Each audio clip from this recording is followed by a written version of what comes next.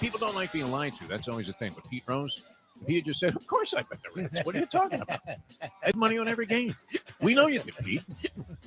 It's all right. I mean, now it'd be accepted. In fact, they would have. It's only a matter of time before the manager of the two teams is asked who he likes in the game. All right, we're going down on the field there. We got Tony La Russa. Tony, what do you think tonight? White Sox minus 135? Well, we're going to go to the pen right away, and I'm going to make like 7 righty-lefty switches at inappropriate times. And I'm going to wear up my bullpen. In fact, all of these guys worked in the game last night. So I would think this. I would take the points, take the runs, and take the price on the Boston Red Sox tonight to beat us. I would not lay 135 to win 100 on the Chicago White Sox. Okay, thanks, Tony. Let's go to Alex Cora. Cora, what do you got? Well, we got all our heavy hitters at the beginning of the lineup tonight, and they really pound this White Sox pitcher the last time he was out there. So I would think that we're a good bet, money line, straight up. When's that going to happen? I mean, that's going to be part of the pregame shows now, Dave. You're almost thinking about sending sympathy cards to your brothers in the media that had to attend that game, which I have the good fortune of not having to schlep down to these Dolphin games. But we've been equating it with the saga of Terry Schiavo, which you'll remember, Dave, where, the family was begging Jeb Bush forever to let them pull the plug on this poor woman who had been in a coma for like 2 decades.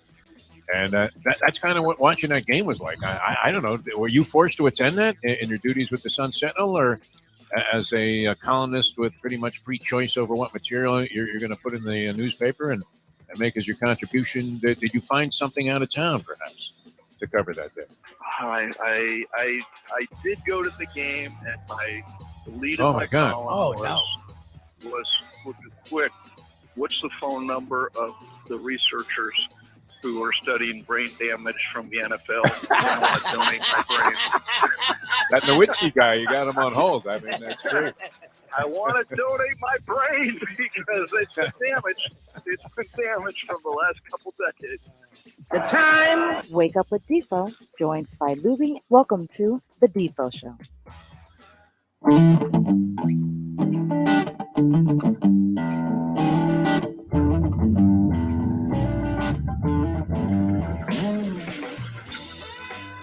On a beautiful Tuesday here in South Florida as we head into, just about 9 days away from Thanksgiving. Good morning, everybody.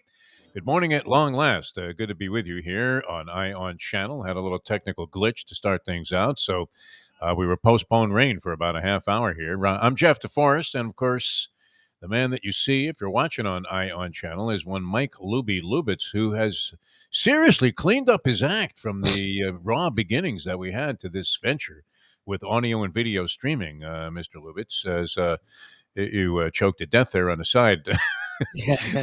That's the ugliness. They can see it now. They can see you completely falling apart while the show is just getting underway. But good to be with you guys. And we're getting some comments here already on our video or audio stream here, whatever it is, written commentary stream. Andy, of course, weighing in. And, of course, Big Possum, a couple of our big fans, already on board. We're anxiously awaiting the start of the show. This is not a first for us, though. We're quite accustomed, having led the league when we were at 940 wins, an iHeartRadio monster in what we call in the business blown remotes. Right.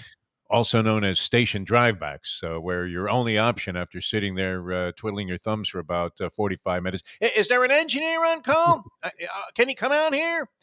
It was that kind of thing. And, you're mystified as to what went wrong. It's usually something pretty simple, like the electricity went out for a split second and blew out all of your settings so that, you can't get things back in order. And I'm so technically challenged. I would have never thought to just restart a computer, would you, Lubie? Although that had been done several times. I've done it twice. That's why I didn't think to do it. But third time's a charm, I guess. Yes, it worked. And we thank Brad for getting up with us early this morning and fixing a problem. That's got to be annoying, right? You're the engineer for an organization, a fine organization like Ion Channel. You're basically on call more than any doctor would care to be, right? And it's not as if it was brain surgery, as it turned out, to fix it, but he managed to fix it really quickly and happened to be functioning. So we thank him for that. But no, not the first time that something like this would happen to us. And it was always particularly frustrating, Lubie. You know me. Because, my one theory in the business is be on time for the show Yep. And the show starts when it starts. There are no excuses, essentially. I mean, look, anybody can get caught up in traffic one time. You should have a way to cover your ass, is what it amounts to. And but we, fixed this problem pretty quickly. So glad to have you guys with us. It did bring up something interesting, though, and I mentioned Thanksgiving is right around the corner. Yes, And sir. I've been talking with the Gambling Gourmet, Mike Mayo, about various Thanksgiving Day arrangements. Now, you're a big family guy. The Lubitz family always gets together. So it is never a problem for you. I mean, it is an annual affair. Do you have to decide where to go, or is it the same spot every year? My Parents' mom house? does a whole thing. She literally was going to start yesterday preparing appetizers. Oh, yeah, already getting Yeah, I'm just the messing action and There's a little- activity underway. Now, various restaurants are open, of course, on Thanksgiving Day, and Sir. I consider that a very viable option on certain Thanksgivings, although I'm a big family guy in terms of really enjoy being around the family on these holiday occasions, going all the way back. My dad started the tradition. He was the guy to cook for everybody. Nice. And it was the one time that the rest of the relatives wanted to come to the Deforrest household because my dad was a great cook. Other than that, we were kind of the outcast, viewed to be a band of gypsies, essentially, Yeah. between the four of us, with my mom and dad and my brother and me. And so, while people would dodge coming over to our, hey, you want to come over? We're having a barbecue. Nah, we'll pass on that. But Thanksgiving, everybody came. And then it's odd because I eventually, and I could have won an award for this, I believe I lead the league in blown Thanksgiving dinners Yeah. between the Mustang and me. Now, the Mustang has one classic where she didn't cook a turkey that she forgot to take it out of the freezer, right? How many people have done that? Oh, yeah. Well, Right? And then what do? Throw it against the wall a few times, start playing softball with it. I mean, how do you soften that bird up? You need like Canelo Alvarez to go to the body with that double left hook that he was throwing against this Caleb Plant guy to the point where the guy eventually just said, enough. I've had enough, Canelo. You're the man. Viva Mexico. So I don't know. What do you do? So she couldn't cook the turkey, I guess. It's pretty hard to go out there. Can you just grab a turkey on Thanksgiving Day? Or do the stores all close? Does Publix close on Thanksgiving Day? no, they're Local just closed supermarkets? early. They're closed early. They're not closed for the entire day, I don't think. Everybody's forgotten something, right? What? No butter? What are we supposed to do with these potatoes? Exactly. You know how that goes, right? You don't. You forgot to get the one item that is essential. What? We don't have any cream? How are we gonna make these pies? I mean, you're just always short by one item. So I would imagine it would be very lucrative for any supermarket to remain open. Convenience stores that probably do very well. And is honey baked ham open on Thanksgiving Day? Is that when people come to pick up those? Because the Probably. line is out the door. It looks like any local Chick-fil-A, which is still one of the great mysteries of life. What is it about Chick-fil-A that people find so fascinating that they literally will risk their lives lined up in the street there? And do you see the way they have to orchestrate things? The Miami airport doesn't have as much in terms of security personnel or personnel that are dedicated to aiding you in traffic, as Chick-fil-A's had to expand. But understandable, that people would be searching for answers at the last second on Thanksgiving Day. But I had a couple of classics.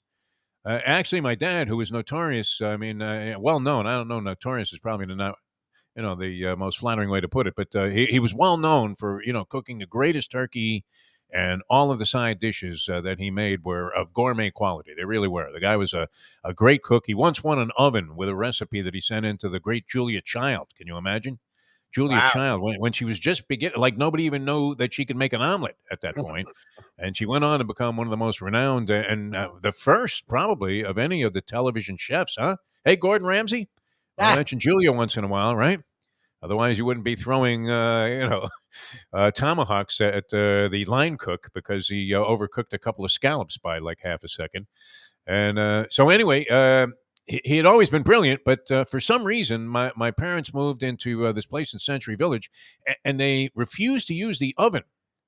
I don't know. What is that all about, Lubie? They never, ever turned on the stove, the oven. I guess maybe they used the stove top, but they microwaved everything. They started microwaving everything that they made, and my dad decides, hey, you know what? I'm going to microwave Thanksgiving dinner. Oh, no. Oh, my God. I That's mean, not a literally. It was the worst stuff we've ever had. I mean, you literally, we all ended up at Denny's, I think, that night. Yeah. We got a party of eight. Eight? Okay. Yeah. Sally, you take them to the back. Denny's is always jammed on Thanksgiving dinner, isn't Yes, it? I mean, because a lot of people probably had blown Thanksgiving dinner. So the entire dinner was blown. It was awful. I had that time, I actually went to Landlubbers to fry a turkey. And I forget what the gentleman's name was. And he said, yeah, I can fry the turkey for you in our fryer. nice. So I bring it there the day before, and he drops it in the fryer. And then when we started carving it up, unfortunately, he had miscalculated the time on how many, how long it needed to be in the fryer there, and it was just absolutely raw in the middle, raw. Now, do you serve that anyway and pretend that it's No, okay? no. People can get sick. That's even worse. No, All no. right, so that was blown Thanksgiving dinner number 2 that I remember, and then the classic, of course, was when I went out to Las Vegas with this girl I was seeing, Best. and it didn't go well. Like I remember, I had left her with a proposition before we even left. She got mad at me for some reason, and so I guess she didn't think I was as into her as she was with me. I don't know what it was exactly at the time, but it had sparked an argument to the point where she had her suitcases at the door, and I was coming to pick her up, and she was giving me some, some crap, and I just said, "Hey, listen, you know what? Best thing would be if it's going to go like this, why don't you not go?" And that's not a good proposition to offer a woman when she's already packed her bags and is ready to go to Las Vegas. Because, I mean, what's the worst case scenario? She could have gone to Las Vegas and met somebody else that would have been fine with me at that point. I was ready to throw in the towel in this relationship, Lubie. So she says, "No, I'm going," which is always a pleasant way to, embark on, a very tension-filled trip to the airport. And you already have is there just an inherent nervousness that goes with traveling, even if you love traveling, where Yeah. you're thinking, well, are we going to make the plane? We're going to find a parking space. All of this stupid stuff goes through your head because what happens? You've made every plane that you've ever attempted to catch. You always find a parking space somewhere because obviously you still have your car. Yeah. And it always goes fine. I don't know why Yes. people get so weirded out about stuff like that.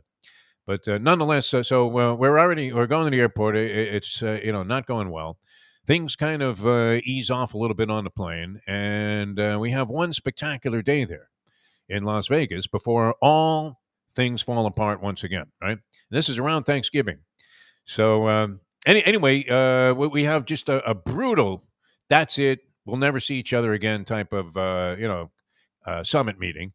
And I'm ready to send her back on a plane, but it was too expensive at the time. It was like $1,000 to send somebody home one way, a one-way ticket. Remember that when they used to just absolutely pummel you Yeah. if you were buying a one-way ticket because they figured, who's buying a one-way ticket, man? This is obviously somebody that wants to kill themselves, right? They just want to go somewhere and disappear. They're not even coming back. They have no plans of coming back at any time. They're leaving their previous life. It's a one-way ticket to hell, my friend. One-way ticket to hell. So it was like $1,000 to send this girl home 2 days earlier, and we weren't really going to be doing anything together after that. Anyway, at this point, it just broken down completely. But we had already made plans to have her family come to my house, along with like my son and other people How for Thanksgiving dinner, which was like the day we got back. It was how like long were one you day later. together with her? I've never asked you that over the years. How long- About 6 months, yeah. and you were already planning Thanksgiving together? No, I mean, look, you're going with somebody. 6 months is a significant amount of time. They'd be seeing somebody on a regular basis. Maybe you're not seeing anybody else. Maybe you are. I don't know. But, I mean, it wasn't uncommon for her to say, "Hey, what are you doing for Thanksgiving?" And you say, "I'm having people over the house. Why don't you come?"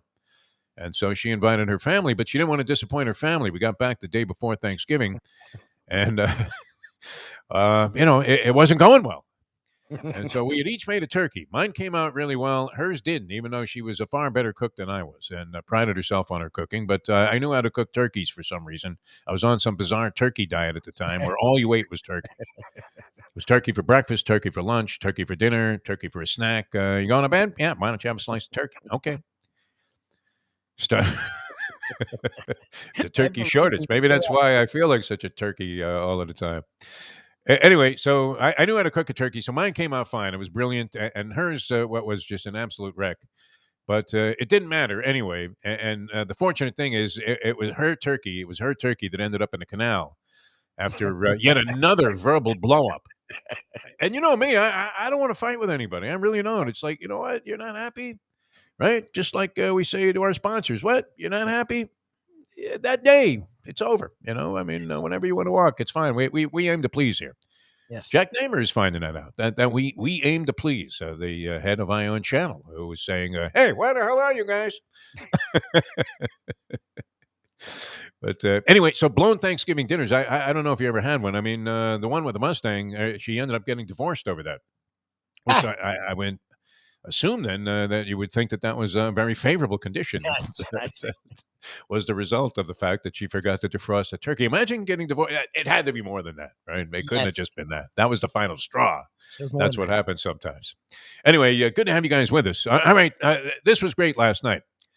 Now, you would have thought, and this is why it's so tremendous that the NFL is so warmly embracing gambling at this stage, and then putting out the most confusing product that you could possibly ever wager money on. I mean, it's one thing. There are 16 horses in a field. Half of them are from Europe at a Breeders' Cup race. They've never raced over this track before. They've never gone this distance. Whatever it is, the factors that you put into the equation when you're trying to figure out which horse is going to come out on top in a race or who's likely to run well.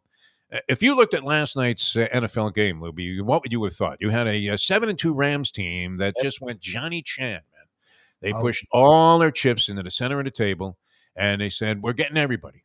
And I like it when a team does that, right? We're getting everybody. They already traded for Matthew Stafford, mortgaged the future. They don't have a first-round pick. I think Rosie Greer was their last first-round pick. The Rams. They just, every year under McVay, they trade everything away, just the direct opposite of the Miami Dolphins. Now, in the end, does that cause you problems? They said that, remember about the 49ers when they had their dynasty way back, Montana era, and followed by Steve Young, and they were, dynamite for many, many years, a dominant team. But everybody was saying, well, you know what? They keep shoveling that money into some other, portion of the budget there. So in 2015, they're never going to be good again. Exactly. Kyle Shanahan got his dream, though, yesterday because he was able to run the ball, and appropriately, I guess he learned something in that Super Bowl because he was running the ball down the Rams' throats all night long. But the scenario was this, and I ended up in my individual booking action with my friend Francesco. Of course, you're thinking, who's going to win this game? The line was mysteriously low, I thought, at three and a hook, which I was only getting 3 because I was getting the Jewish Journal line from 3 weeks ago when the date was of their last publication. And when did these lines come out? So anyway, I'm getting 3 points with San Francisco in this game, and I'm thinking I'm dead meat, right? Rams are all in. They just got Odell Beckham Jr., who wants to, what? Does he have the chip on his shoulder, or is he just have very broad shoulders where he thinks a lot of himself? Yeah. Has he done anything in the last 5 years, Odell Beckham Jr.? Has he been any kind of significant factor since he was making those circus? You talk about leading the league in circus catches. Yep. It was Odell Beckham Jr. Classics, man. One hand while doing a cartwheel in the end zone while covered by 6 guys. And there it is. Hey, that's up in the air there, Eli. Let's one go. It's wobbling. It's going way, way up into the rafters there. And, oh, look at that. There was Odell Beckham Jr. to gather it in. It was just amazing. And then he ended up with the Browns, and you thought he was really going to do well there, did you not? Baker Mayfield, a lot of excitement, a lot of buzz. Who ruined him? Freddie Kitchens when he was coaching? They got good ass. He really did. There was a local biker bar here called Flossie's, and he looked like the security guy. The guy that checks, to see if some 13-year-old is trying to get in there with a phony ID. How old are you, ma'am? Yeah, exactly. No, but I mean, he looked like the guy that would be cracking skulls if things got out of hand. Oh, when you offered an appletini to that guy that looked like Skull Murphy. Well, what was the name of his motorcycle group? The Killers? I don't know. It was something. Yeah. They're watching Tarantino movies one after another on the screen there. And, you go up to him and go, oh, would you like to try the appletini?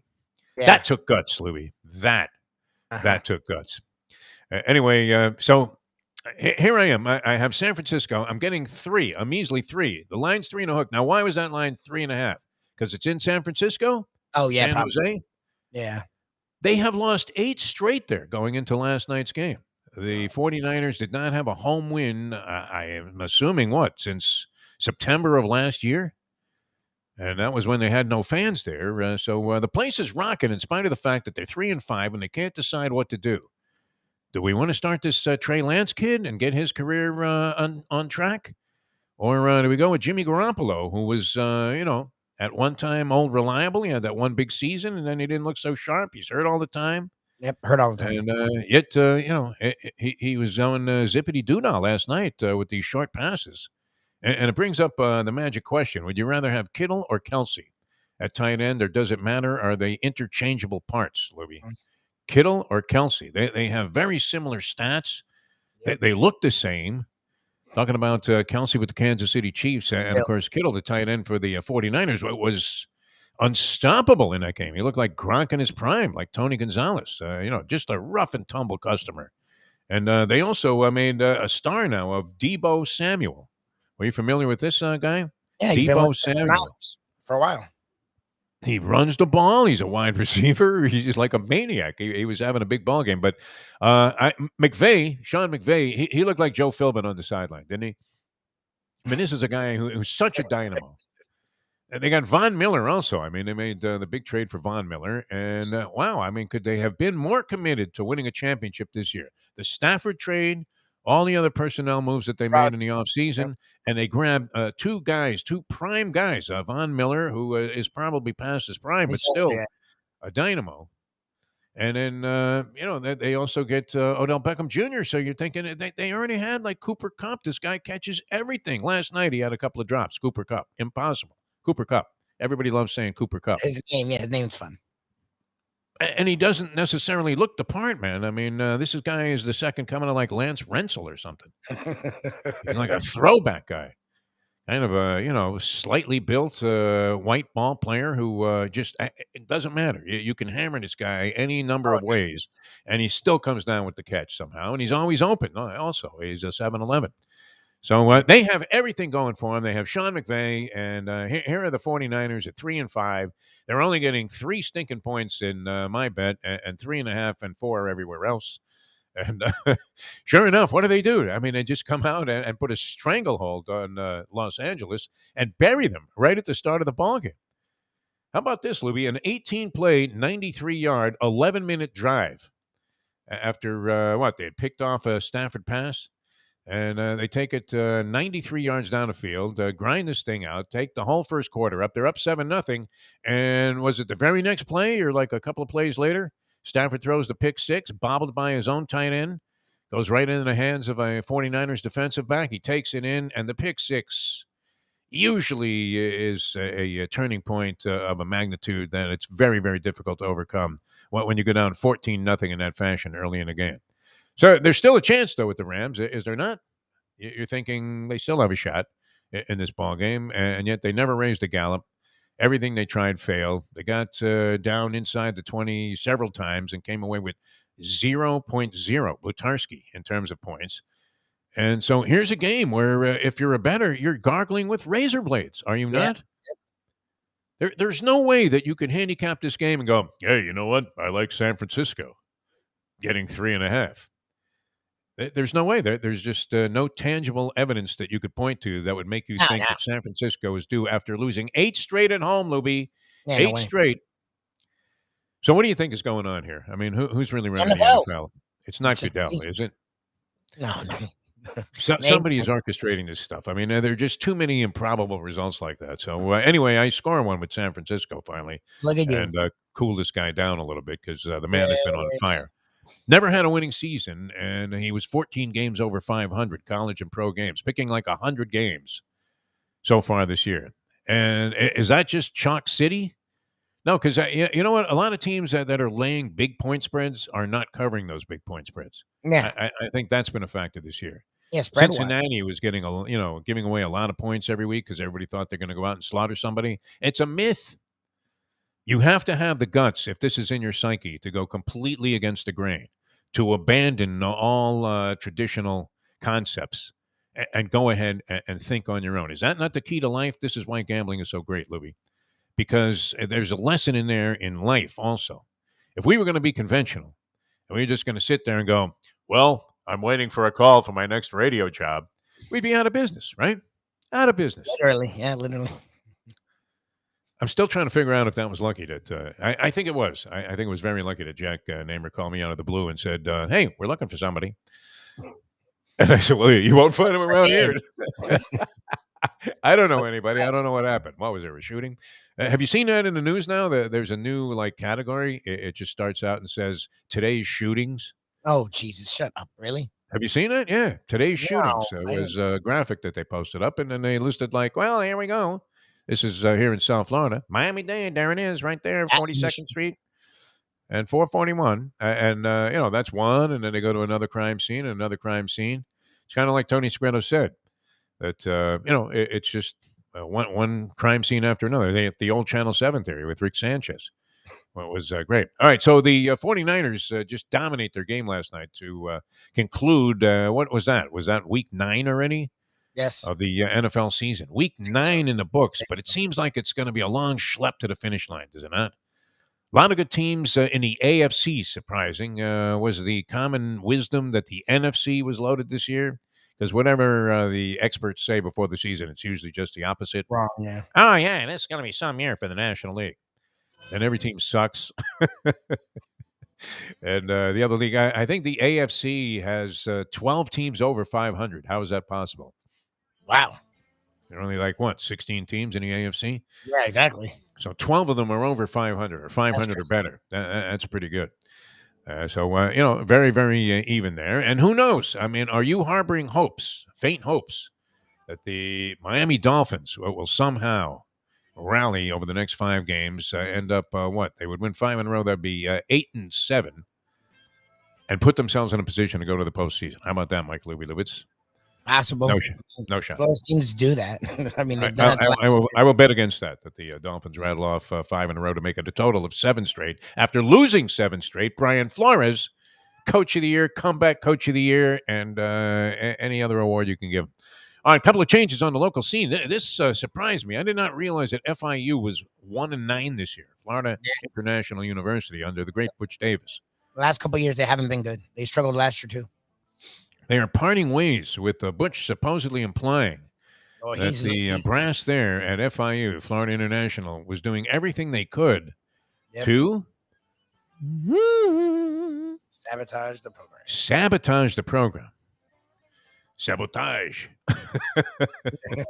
That's not good. I think it's weird. That's not good, man. When you're with an organization that wants to sabotage your show, I mean, it doesn't go well, right? That kind of was what we figured back there at 940 and I heard, right? They were doing things in their power to sabotage. Nah, they didn't really do that. I can't say that. Sabotage. It's just not sabotage. It's just like they were hoping you would fall on your face, so they could justify getting rid of you to themselves, which there was nobody else to answer to. It's not like they were going to be held accountable by the corporation or anything. Hey, how's that morning show going in Miami? Well, not well. But yeah, he implied that the administration there wanted to sabotage the program. Now, that was also a theory that was in place for a long time at the University of Miami. Proliferated by what? I mean, Jimmy just had nothing but a verbal war with Tad Foote, who at one time was the president of the University of Miami. Now, they're not doing well. So you think there's a little bit of a shakeup? What do you think that 4th and 14 that Manny Diaz allowed to Florida State to lose that ball game? What do you think it meant? So far, one head is rolled there at the university. Blake James, the athletic director. Imagine it. I mean, could they be any more subtle about that? You lose to FSU on an horrendous call by your head coach. The guy you handpicked from 8 million candidates that wanted the job, which I don't know. Do people want that job now? That's maybe part of the problem. You think Ed Ogeron comes back to coach the University of Miami? That would be great. Yes, we have Ed Ogeron on the show today, and we will feature an interpreter, and there'll be a transcript of Ed's conversation with us available in print in case you couldn't understand a word the man was saying.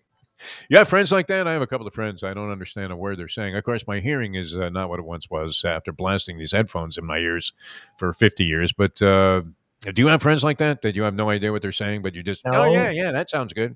No. What?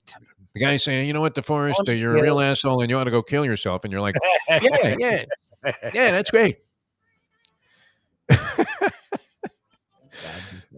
Oh, man. All right. Harvey's going to be on. He's going to be happy, right? The Yankees are getting Carlos Correa, and they're getting Freddie Freeman. And nice. I think they're getting Kershaw. Clayton Kershaw wants to pitch in New York. Just about everybody wants to be a Yankee, according to the New York Post today. And I was reading, where the top free agents are likely to go. They do have Correa going to the Yankees in this one article I read. So does that mean it absolutely cannot happen? Probably so. All right, good to be with you here today on this fine Tuesday here on Ion Channel. I'm glad we were able to get with you. I know we started a little bit of a late post time today, but we will be with you until 9 o'clock. We'll have Brett Tester, the agent of the Stars, and his presence on the show brought to you by Will and Trust attorney Mr. Michael D. Wild. He'll be joining us in the next hour on the program.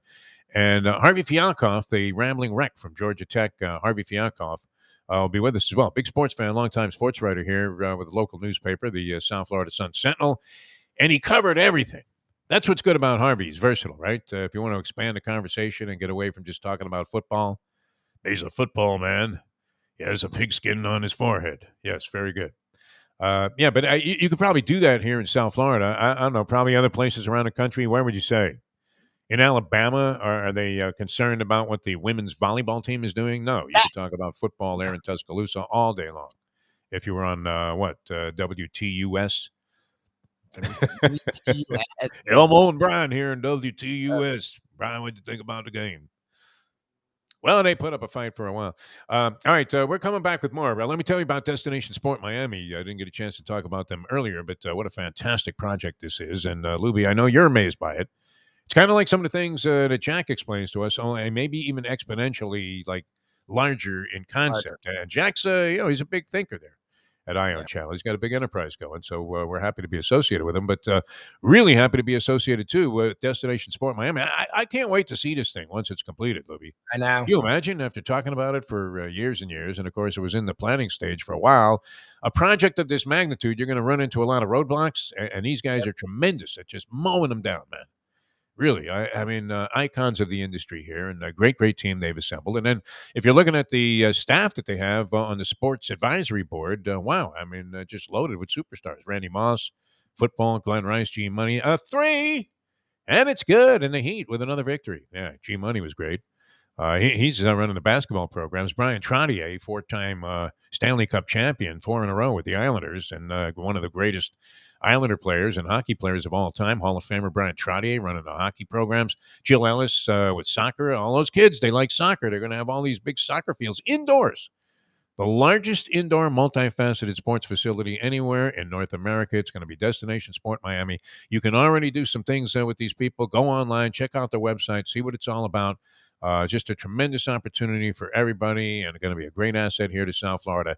Destination Sport Miami at destinationsportmiami.com. All right, we're coming back with more. We'll have Harvey with us here in this next hour of the program, and also Brett Tester, the agent to the Stars. A lot of interesting things happening in the NFL, but probably the most outrageous. Well, you do have a little war of words, Lubie, between Rex Ryan and Robert Saleh, the new head coach of the New York Jets. And Ryan was saying that his defenses are actually awful, that he had one good year with San Francisco. And in the other 3 years there, and here he is with the first year with the Jets, he has the worst defense in the NFL. That's worst. Funny. Yeah. That's great. That Rittenhouse cat might get off, by the way. Just an aside here, the kid that shot like 3 people at, what was that, a Black Lives Matter thing? Yes. I'm not sure what kind of rally it was, because everybody was rallying. Yeah. At that time, right? There was George Floyd, Black Lives Matter, all kinds of other stuff going on, Cuba, Nicaragua, Haiti. Everybody's rallying in the streets these days. And especially during the COVID thing, remember, they were blocking the highways. That was not my favorite tactic, huh? I mean, just don't lay across the road here when I have somewhere I have to go. I appreciate and respect your opinions there and your right to protest, but get out of my way. Exactly. Honestly. But anyway, the war there with Rex Ryan and Robert Saleh escalated, and he pointed it out. And Saleh says, "Why don't you come fight me, Rex, with those big white teeth?" So some ugliness there taking place. But anyway, Harvey and Brett will join us in the National Football League. The worst thing that's happening, though, and Rex pointed this out, and he's absolutely right about this. this roughing the passer obsession call. It's worse than when they started invoking the balk rule again in Major League Baseball, where you realize that guys balked on virtually every pitch when there was a guy on base. So all of a sudden, and remember when they had like the touch foul that they were, the hand check in basketball, they were starting to call that in the NBA. It was obnoxious, awful, ruination of the game by enforcing a rule that, has been in place since the game's inception, but nonetheless. Like, if you can't put a hand on a guy in a basketball game, I mean, playing 3-on-3 in the park, and the guy's going to call that, he's going to get he'll have Spalding imprinted on his forehead from where he fired the ball at his head. Big tough guy here, Mr. Jew. Jeff Deforrest, yeah. All right. We negotiate our ways out of these problems. So, all right, we're coming back with more. We'll be with you till 9 o'clock here on Ion Channel. Good to be up and running. He's Mike Lubitz. I'm Jeff Deforrest. Our thanks to Jack and his crew. Brad, again, you talk about a miracle always worker. on it.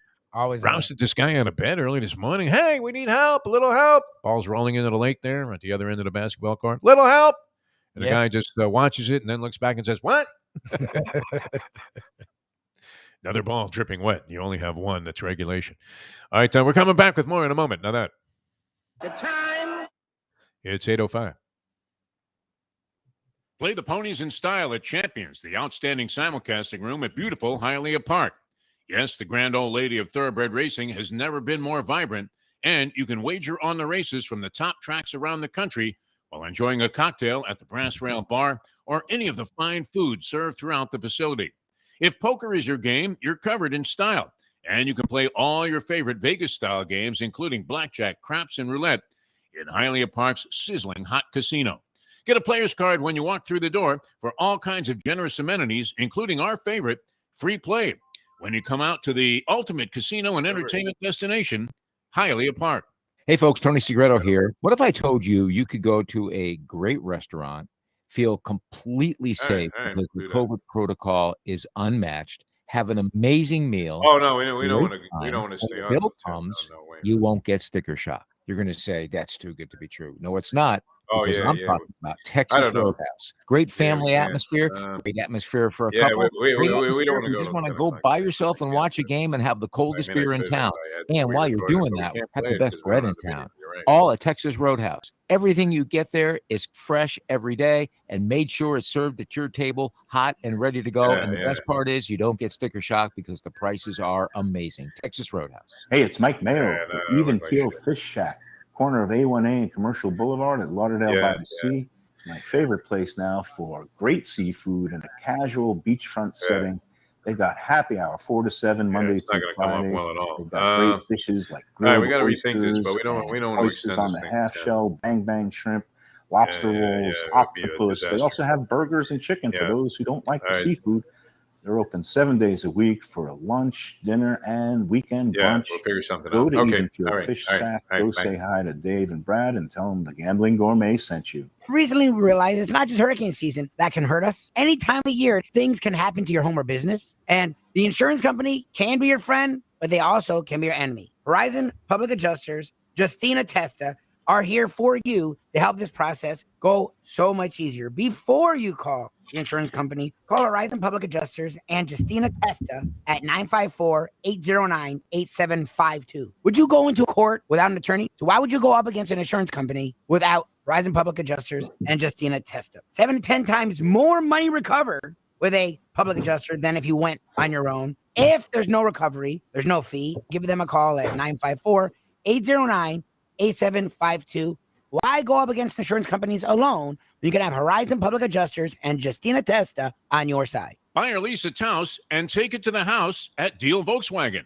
Anna and her team make your next VW purchase or lease so easy with new inventory rolling in daily and the biggest selection of certified pre-owned vehicles in the business. You can make your deal online at dealvolkswagen.com or visit the beautiful showroom in the classic location, 3601 Bird Road, right in the heart of the Gables. Or give Anna and the team at Deal a call at 305-448-DEEL. Jettas, Passats, Tiguans, Atlas models, and the hottest vehicle in the industry, the new Taos, all at unbeatable prices and all ready to roll off the showroom floor at the #1 Volkswagen dealership around, Deal Volkswagen. Mark Henry, who is a Hall of Famer from the WWE, but also has many great distinctions. This gentleman holds world records that perhaps will never be broken. Mark, you really think those Russians were juicing in the Olympic Games? They had women that were bigger than you. I just want to ask you this question: is pig pork? Answers I'm with you, Mark Henry. Yeah, I mean, we've had our suspicions going all the way back to when I first saw Tamara Press in the 50s. Enjoy your trip to work with lots of laughs thanks to Defo and Lubie. Now on the Defo Show.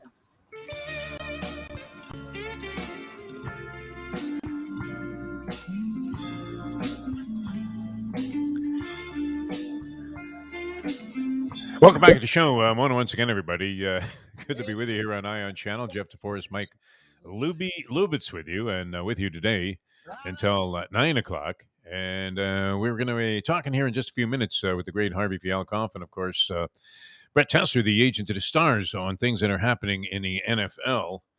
It's interesting, too, as we had so many people, say things, and yet the deepest thing I think that was ever conveyed to us in 11 years was that line that you just heard in the rejoin, where a professional wrestler tells us is pig pork.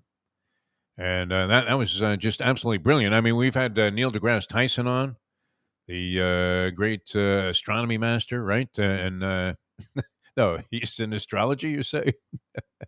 What's it look like for Cancer today?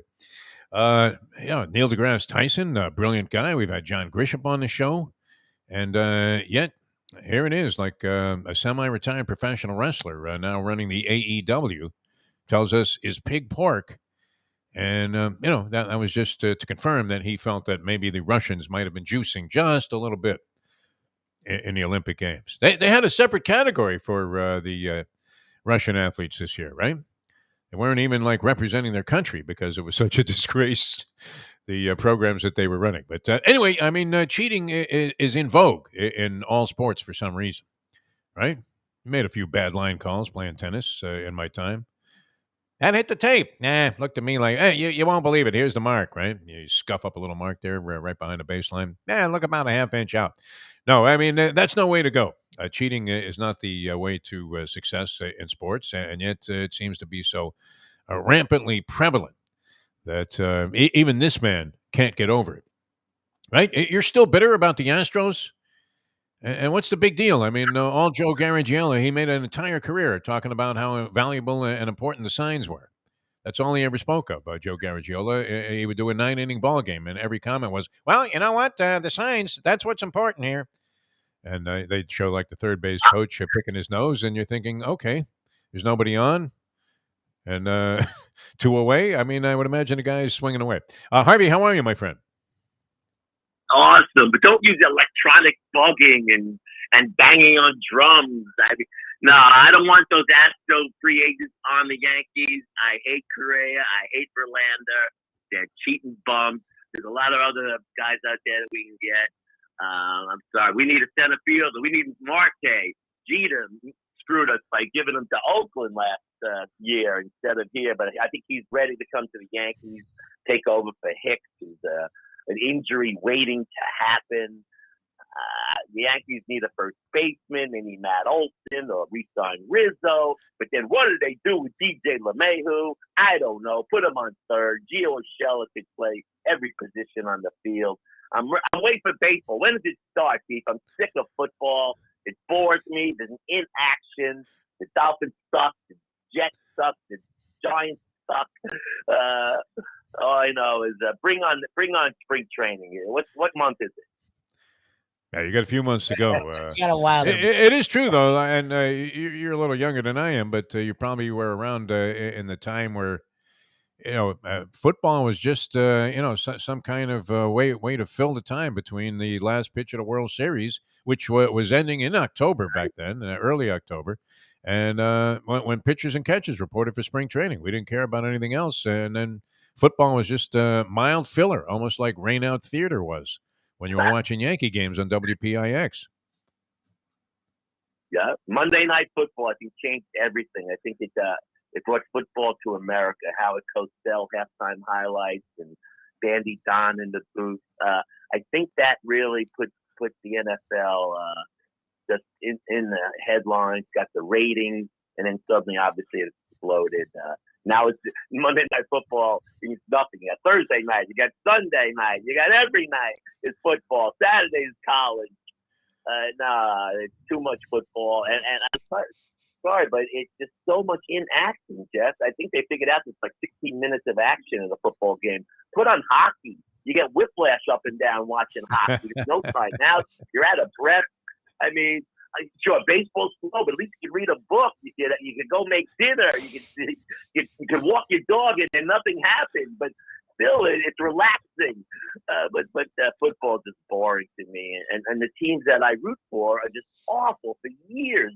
The Giants had their day in the sun, a couple of Super Bowls. The Jets haven't done anything since Joe Willie. Mark Sanchez had a little good run there for a few years. And the Dolphins, we don't even want to talk about them. Sure, they won 2 games in 4 days, but they were awful games. The defense played well, but they were boring. And now they got the Jets twice, the Giants. Carolina could be rough, even though they got off to a bad start. They got Cam Newton again. But they can win 3 out of the next 4 games and still suck. Playoff run, my friend. You have to start thinking playoffs. So Harvey Fialkoff, by the way, longtime sports writer for the South Florida Sun Sentinel, still doing all kinds of stuff. I mean, always in demand from various freelancing gigs that are available through magazines. You're probably published more widely now than ever. The great Harvey Fialkoff with us here on On Channel.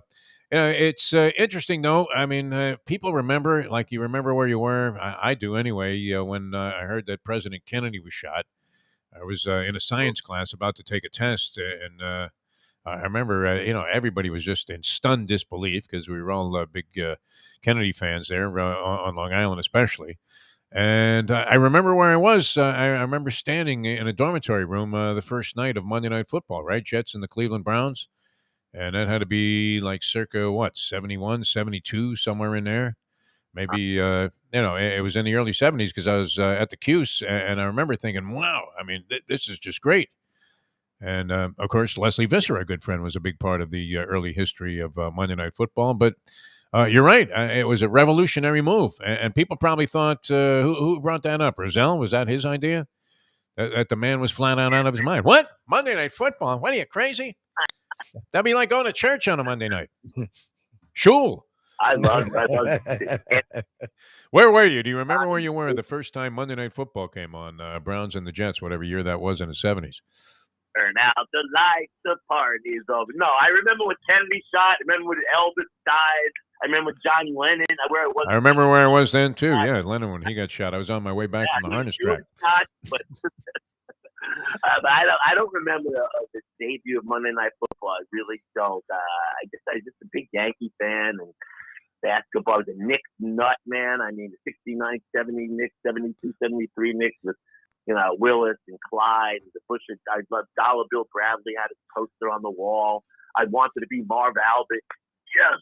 But I don't remember this Monday Night Football. I really don't. I remember watching it, and I couldn't wait for the highlights. I didn't care about the game. How it goes down with the highlights. Look at that little. I better not say that, but look at him go. But I mean, Howard Cosell was a legend. He became a legend, and even though he was a drunk in the booth half the time, but I loved Cosell. I listened to his 5-minute reports on ABC radio. I loved him on Wide World of Sports and the boxing. I was a Cosell fan from day one, and now his son, I believe it's his son, is a very prominent NFL Network football analyst. Oh yeah, they're dead serious though, man. Don't joke with this guy, Harvey. I mean, we interviewed him one time, and me with my style, whatever, trying to get a laugh out of the guy early on, and wow, this guy was as serious as a heart attack. Unbelievable. All right, Mr. Nick fan, we'll give you a little Hialeah Park trivia challenge here on the show, and I think you'll probably get this.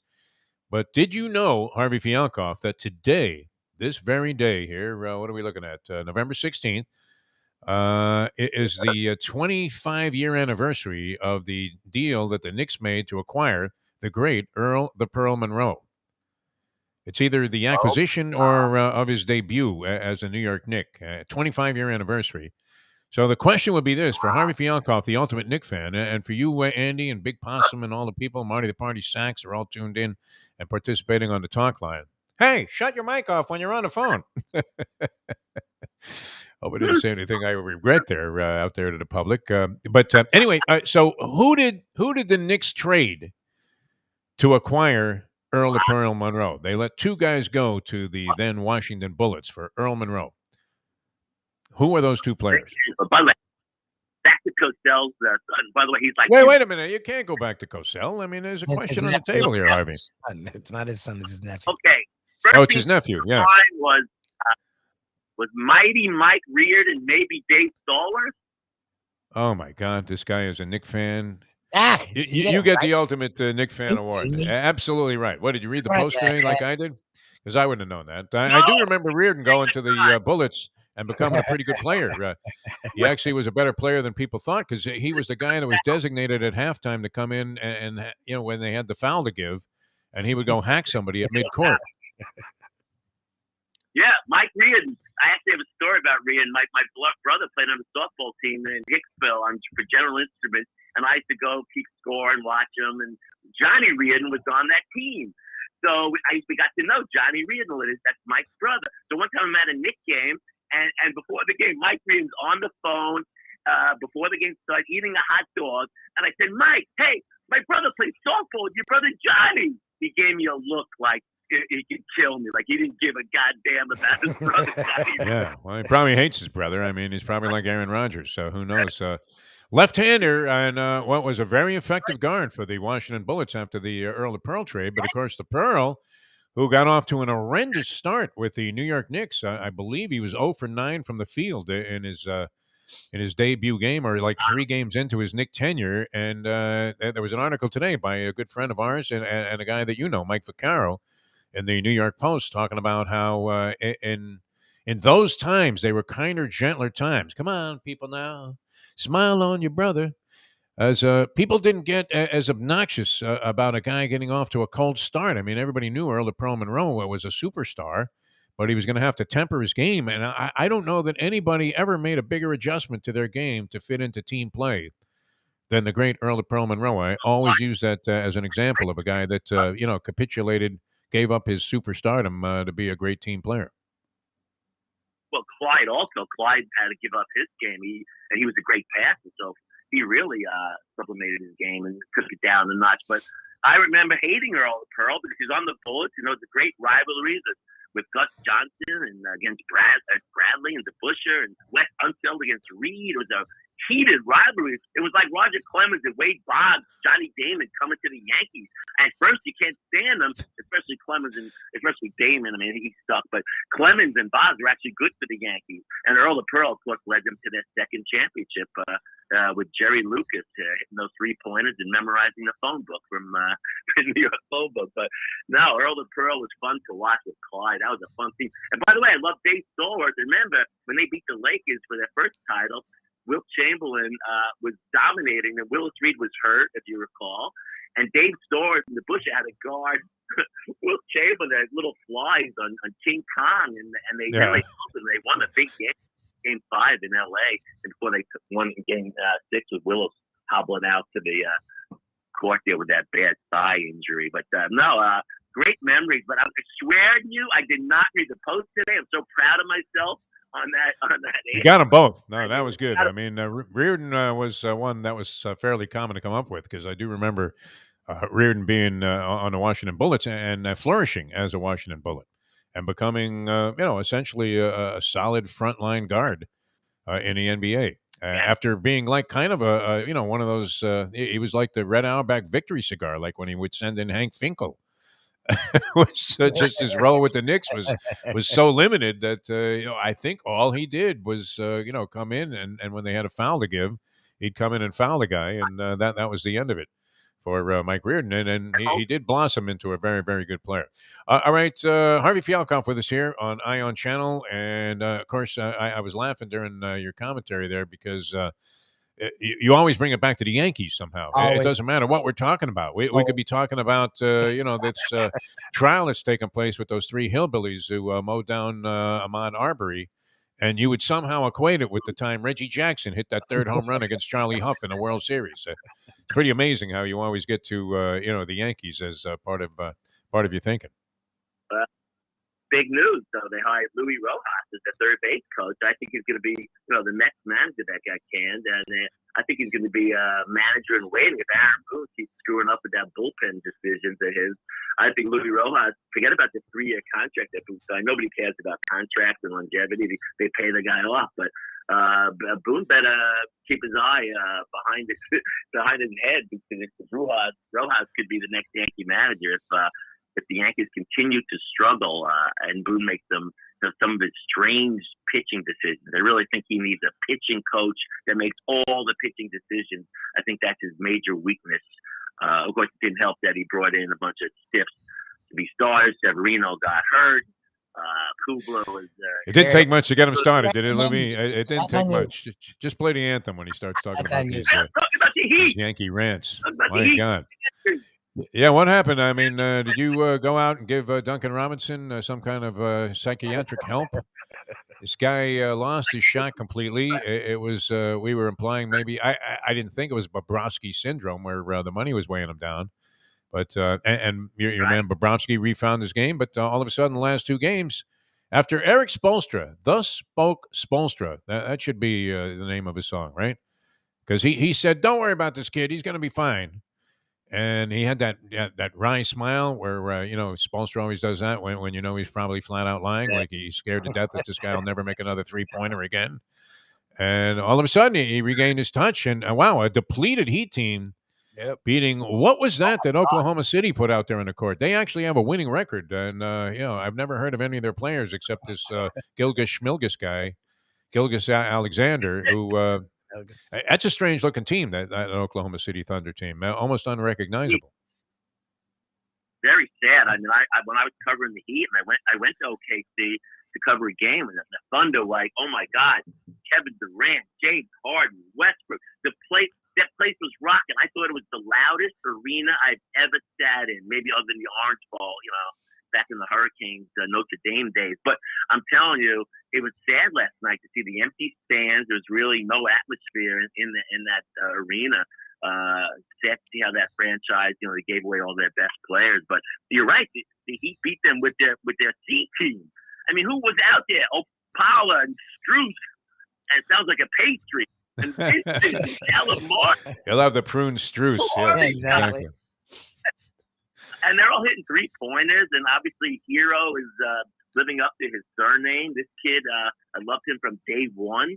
I like Nunn also, but I really love this kid because he's got, like, weren't you saying to get rid of him just a short while ago, Harvey? I remember you all last year ranting about how Hero's got to go. He's nothing. Was that you? Oh, you are talking on guy. I don't know who you confusing. I love Hero from day one. I like Nunn also. But Hero, no, the guy had to improve his defense a little bit. He makes his own shot. He's a good passer in transition. He's got to, maybe improve his defense a little bit. But right now, the guy is the best 6th man in the league. Of course, he's starting now because Butler's hurt, and last night, no Bam also. But somehow the Heat ended up a pretty crappy road trip, 2-3. I mean, they could have beat the Lakers. That was a great game, and they're blowing leads late in games, Jeff, which is kind of a ominous. Well, they were all bricking shots in the clutch there. It wasn't exactly Jerry West City with Robinson and both Tyler Hero in those first 3 games on the road, wide open for 3-point opportunities, as they say. Well, he had a pretty good look there. Yeah, I mean, he couldn't have been any more wide open. It was like batting practice, and they missed clutch shots, which. That will come to your ruination when every NBA game comes down to the final 30 seconds. The problem with Robinson, he needs 4 picks. I mean, to get open, he really can't make his own shot. Although last night he did get actually a mid-range shot at one point. I think Eric Reed said that's his first one of the year. That wasn't a 3-pointer.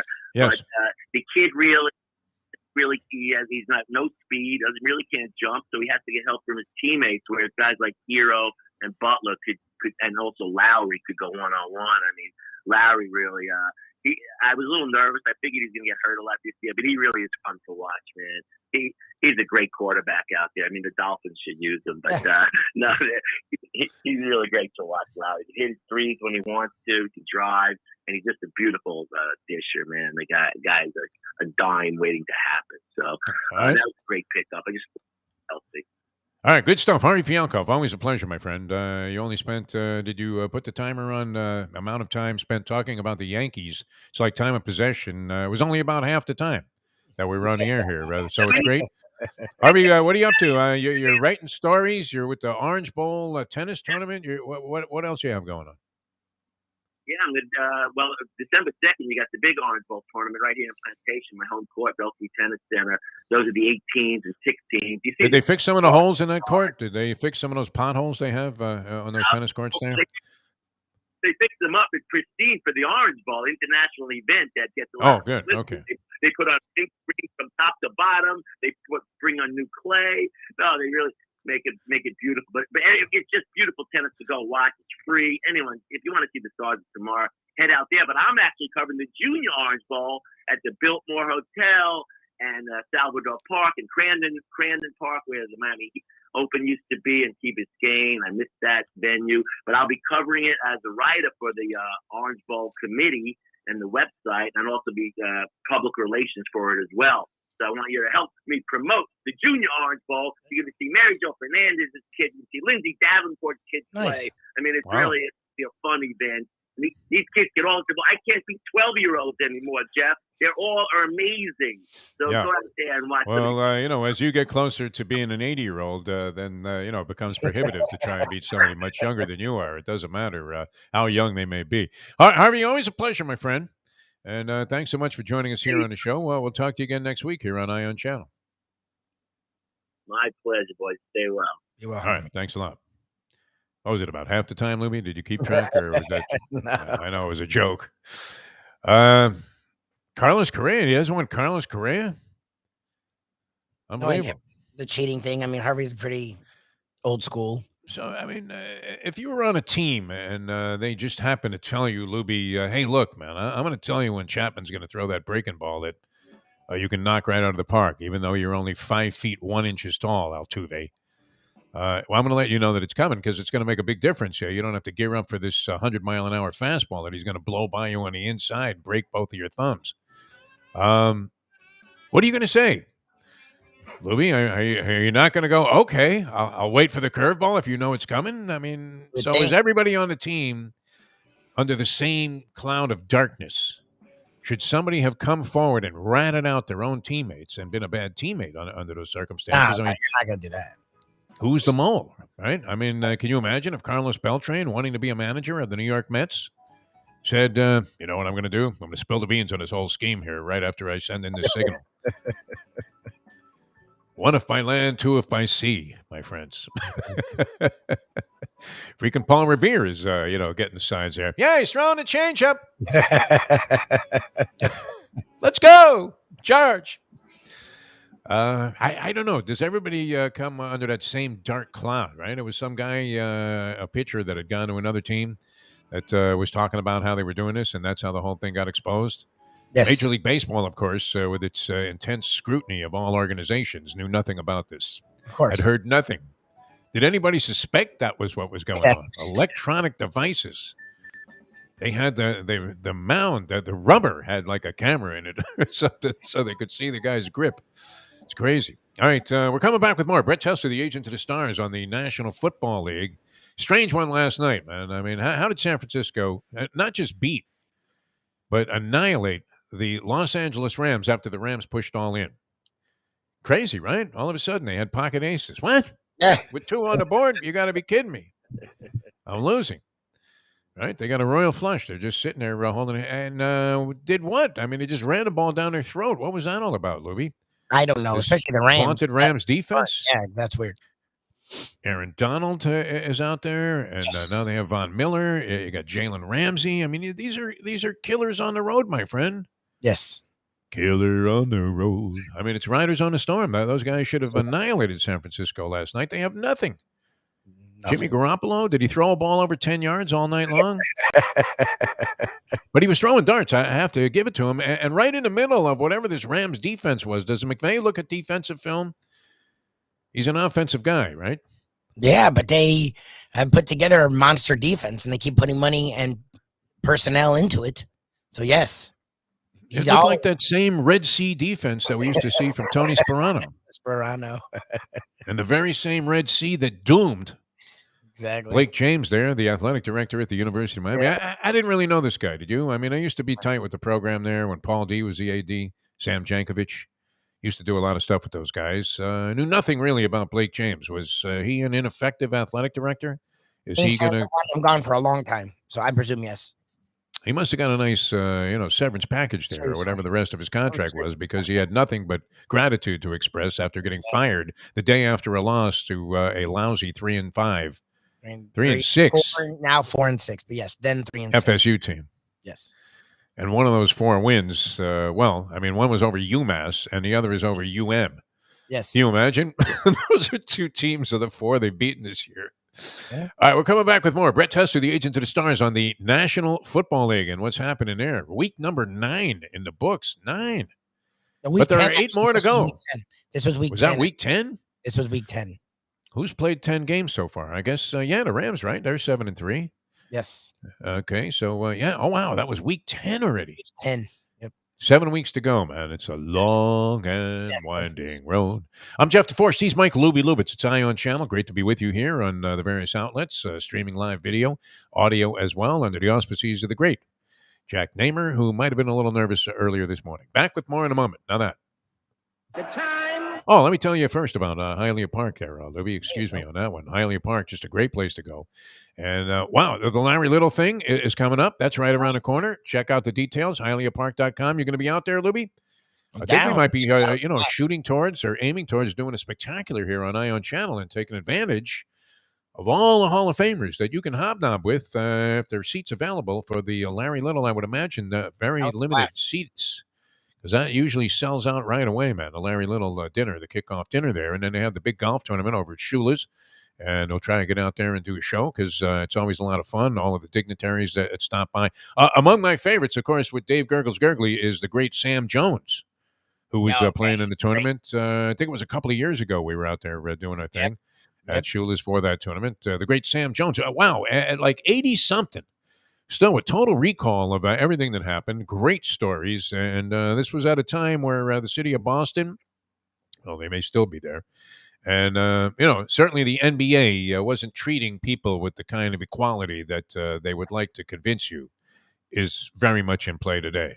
Hey, sneakers ready in China? Okay, don't mention any names. Just get them here. We're going to put a $150 price tag on them right now and sell them to kids. Okay. NBA, always very sanctimonious about their noble causes and their philanthropic approach to life. But Sam Jones tells a little bit of a different story about the early days. Of course, he tells it with a smile on his face. And that's all part of the fanfare of going to the Larry Little functions there for the golf tournament. So check out the details, hialeahpark.com. Boxing, El Boxeo coming up. And I'm very excited about this because, I love live boxing. It's a totally different thing. I watched that Canelo fight on TV. Not bad, not great. Right, not knocking anybody out at that weight. I don't think Canelo Alvarez. Is there somebody out there? Could the Charlos beat him? I don't know.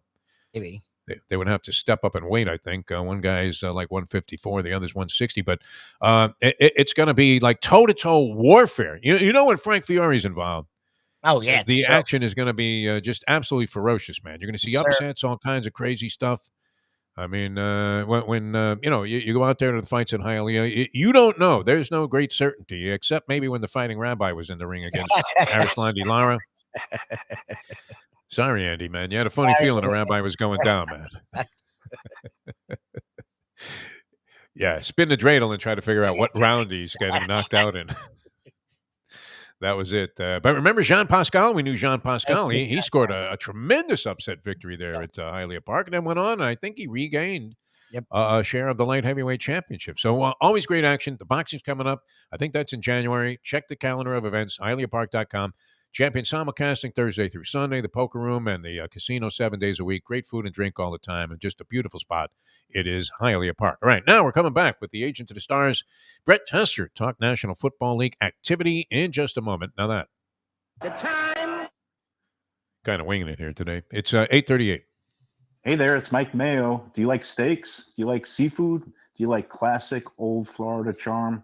You could get that all and more at Tropical Acres Steakhouse and Butcher Shop. It's at 2500 Griffin Road in Dania, just west of 95. The Studiali family, they've been running the place a long time. It's been there more than 70 years. And it is now a place you can get early bird specials along with steaks to take home and throw on the grill yourself at the Butcher Shop. That's open 10 a.m. to 10 p.m. every day. It's open for dinner every night starting at 4:30, but they are closed on Sundays. Go to Tropical Acres. It's a place to go for a great meal, great people, good value. Tropical Acres. The championship meet is right around the corner at Gulfstream Park. The only place for live racing, Gulfstream's action has never been hotter. Whether it's on the track, in the casino, or part of the dining and entertainment offered at the Village of Gulfstream Park. Currently running Thursday through Sunday, Gulfstream's racing package is the best in the country, with all the top horses and people in the game pointing towards another tremendous winter season. Check out the remodeled first floor casino, open 7 days and nights a week, along with the many special events and concerts happening at Gulfstream Park. You can place your wagers from anywhere at firstbet.com. Check the calendar of events at gulfstreampark.com. Destination Sport Miami is here to revolutionize the sports landscape in South Florida. The largest indoor multifaceted sports complex in North America is on the way, with distinguished leaders of its various sports programs and unparalleled access to the finest indoor training fields and facilities. Destination Sport Miami will set South Florida apart as the destination of choice for elite athletic training and development, and for its dedication to youth programs and sports on all levels.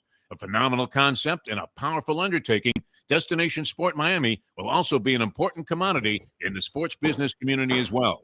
Destination Sport Miami, its time has come. These days, we're all looking for comfort anywhere we can find it. Thank goodness for Landlubbers Raw Bar and Grill in the Plantation location, because they are making sure you are as comfortable as possible. First of all, they're not only open for delivery and pickup. All you have to do is go to landlubbersbarandgrill.com for both pickup and free delivery. Their hours have changed a little bit. Monday through Thursday from 3:30 to 10, and Friday, Saturday, and Sunday from 11:30 to 10. You're going to have the best wings in the world. You're going to have a great burger. You're going to have their amazing soups. Again, Landlubbers Raw Bar and Grill. It's nice and easy. Just go to landlubbersbarandgrill.com for both your pickup and free delivery. Thank goodness for Landlubbers for making you always feel right at home. Since day one of Old School, we've had Catholic Health Services be part of our family. They are recognized as the quintessential rehab facility in the Southeast for strokes, but it goes well beyond strokes, because Catholic Health Services is in the community of South Florida to help the community stay healthy. And if they're not healthy, get them healthy and get them back on their feet quicker than they could have ever expected. They do it every single day. It's step and repeat, 24/7. Catholic Health Services. Buy or lease a house and take it to the house at Deal Volkswagen. Anna and her team make your next VW purchase or lease so easy, with new inventory rolling in daily and the biggest selection of certified pre-owned vehicles in the business. You can make your deal online at dealvolkswagen.com or visit the beautiful showroom in the classic location, 3601 Bird Road, right in the heart of the Gables. Or give Anna and the team at Deal a call at 305-448-DEEL.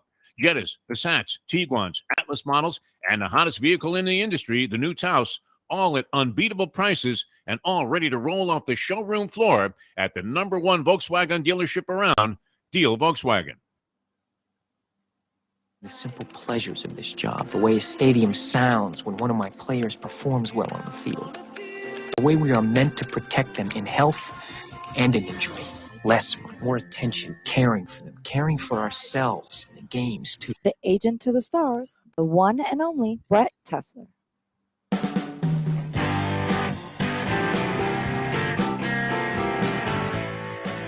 Welcome back to the show. Morning once again, everybody. Jeff Deforrest, Michael Lubie, Lubitz with you here on On Channel, and glad to have you with us on this fine Tuesday.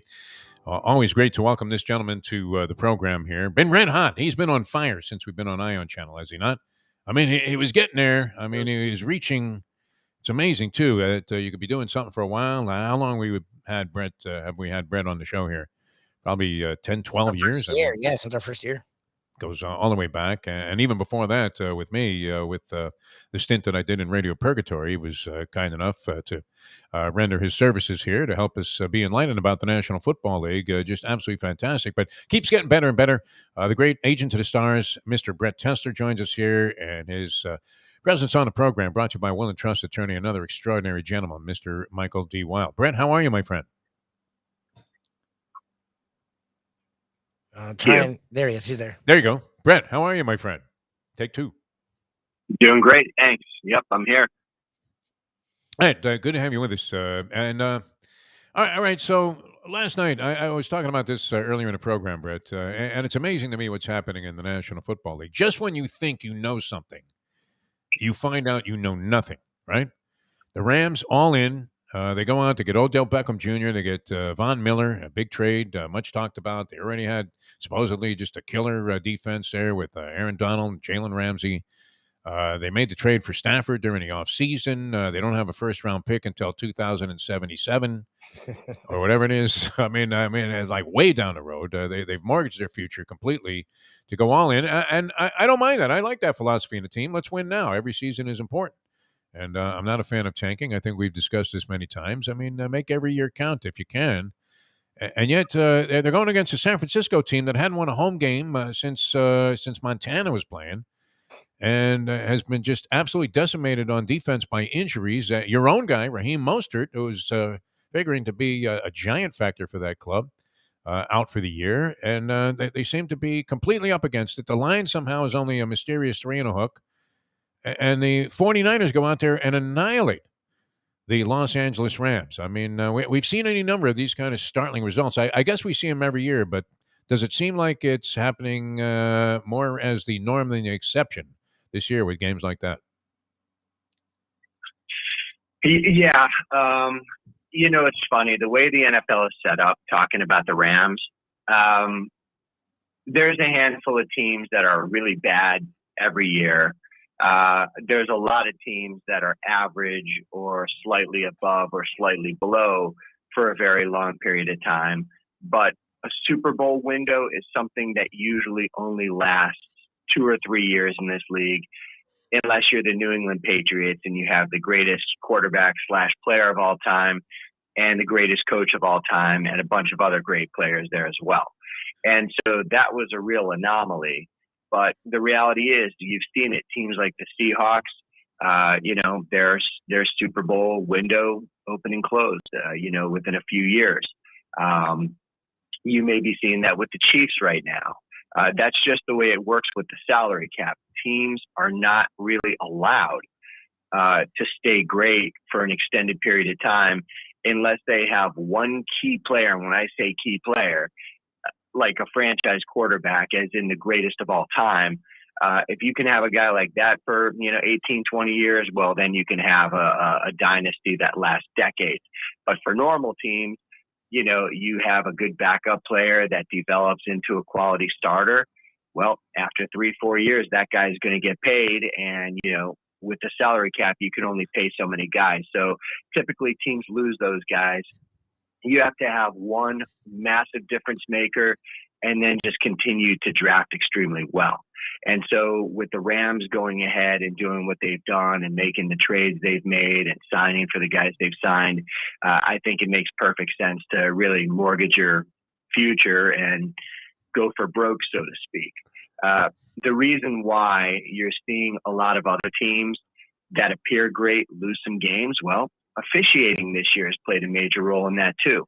And so I think when you factor it all in, this league is designed more than ever, especially with the extended season. Injuries will be even more of a factor. This league is truly designed for every team to be average or slightly above, and that's what we're seeing. And so some teams that we thought initially showed glimpses of being great, like maybe the Chargers, maybe the Bengals,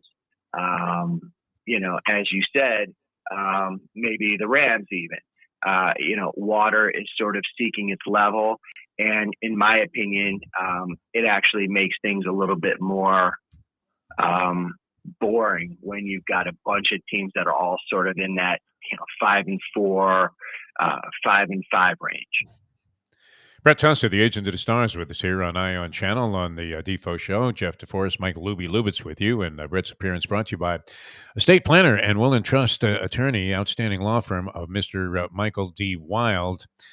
It struck me as you were speaking about the parity element and how teams are limited and you don't see dynasties, because I think teams should be rewarded for being excellent, not penalized for it in an effort to make the lame and the infirmed actually have a shot when most of the time they don't. The bad organizations remain, it seems like, perennially bad organizations. The same guys are always wiping up the floor there at the bottom, no matter how many first round and first pick overall awards they get. It seems like that continues to be a pattern. So from an agent standpoint, I would imagine you're an advocate of this.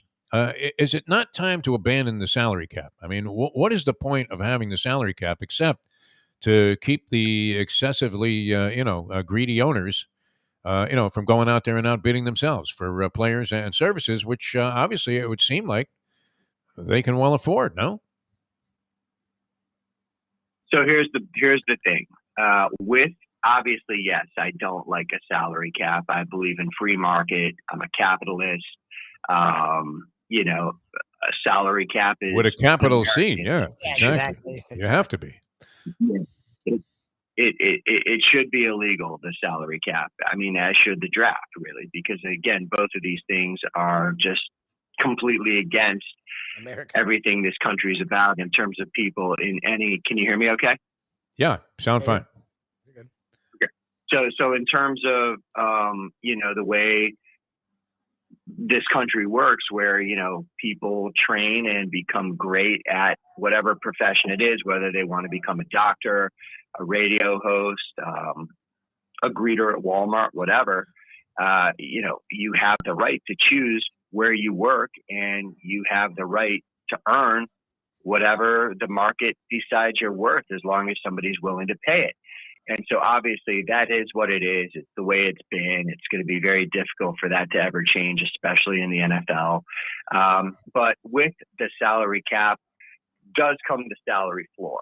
And so with some notoriously cheap owners like Mike Brown in Cincinnati and some other places, if there were no salary cap, there would be no salary floor, in which case these people would strictly just be about the profit margin, way ahead of a commitment to winning.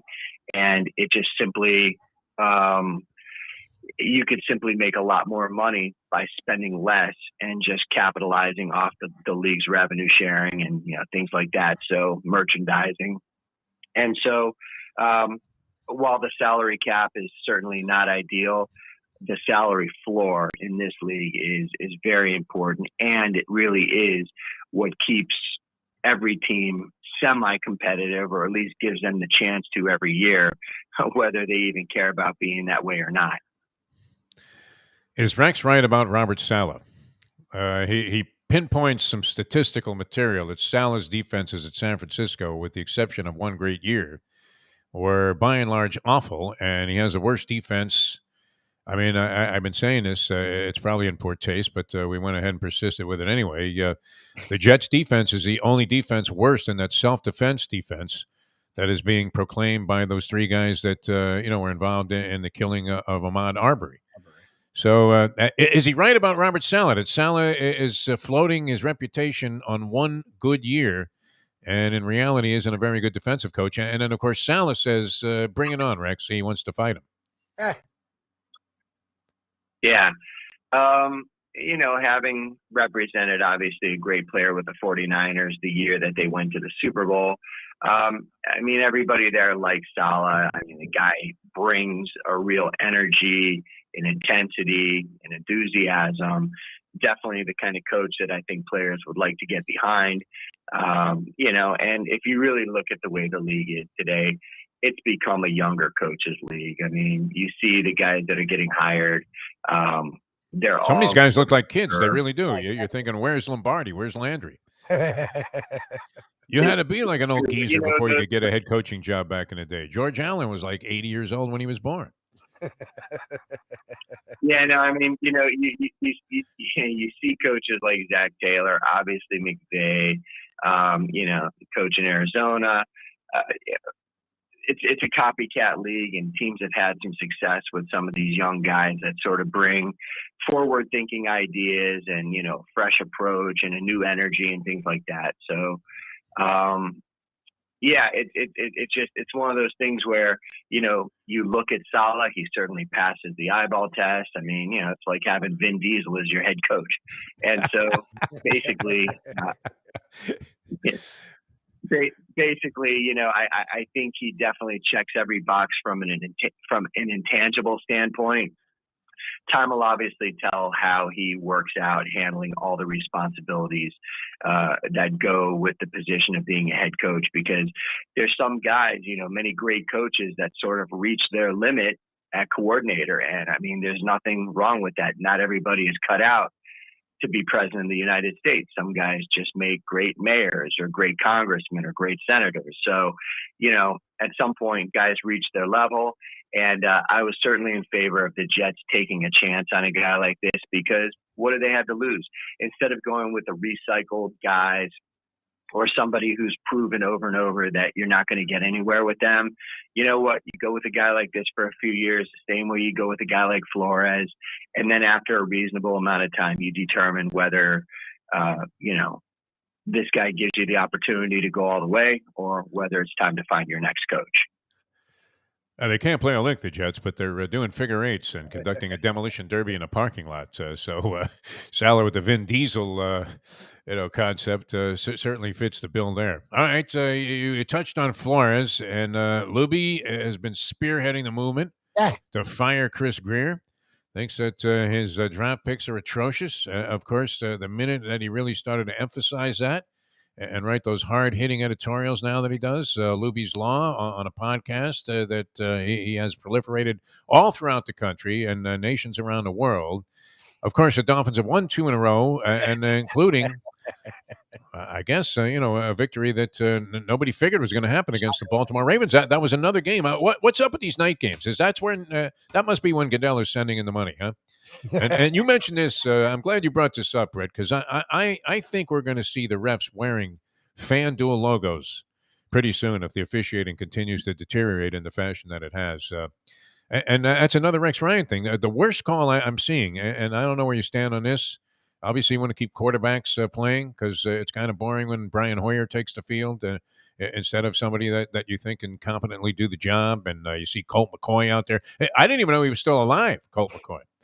And so, you know, nobody wants to see like a schmanky backup quarterback. But do you think they're being excessive this year, like the block rule that one year in baseball, where they're emphasizing something to the point where it's become so flawed, it's overly influencing games in the wrong direction? What with the roughing the passer? Yeah, I mean, look, there's no question. Officiating an NFL game is by far the most difficult officiating job in all of sports, because unlike baseball, where one thing is happening at a time, there's 11 things happening at a time out there, and they're happening very quickly. And it's a very dangerous place physically to be for the officials. And it's by far the most complex rule book that only seems to grow more complex by the season. And so the league, with all their new rules and, you know, points of emphasis and all these other things, literally make it impossible for these guys to do a perfect job. And so while nobody expects perfection, NFL officials or officials in any sport have never been perfect and can't be perfect. They're making it's gotten to a point in our league where it's difficult now for them to even do their job competently, just because there's just too much for these guys to deal with. I think they need to look at who their officials are and, you know, maybe the age of some of these guys and how long these guys have been around. Obviously, they're not full-time employees. Their accountability is very limited compared to players. I mean, you know, if players did their job as poorly as some of these refs have done theirs, the team's letting them go the following day. Whereas, you know, these officials seem to be untouchable. And so, no, it's a real problem in regards to the Dolphins game. If there's any day of the week where something unusual can happen as it relates to the result of a game, it's usually a Thursday night game because you got teams playing on a short week. You got guys that are banged up and simply just not forget about being 100%, because by the middle of the season, no player in the NFL is 100%. I mean, even a punter's leg is starting to feel a little tired and strained at this time. So, truthfully. And so, yeah. And so, the thing that most fans don't realize is when these guys go beat the crap out of each other on Sunday afternoon, Sunday night isn't when they're feeling the most pain. Monday isn't when they're feeling the most pain. It's Tuesday. And that's why Tuesday is the day that these guys are giving off. So by Wednesday, they're just maybe hopefully starting to feel a little better.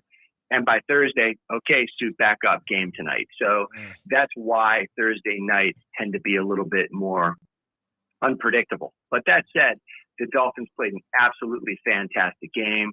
Their defensive plan was just, as people have said, it's a blueprint probably on on how to try to handle Lamar Jackson. And so, yeah, that's just, the way it is. They've played a couple good games here. I'm happy to see it for them.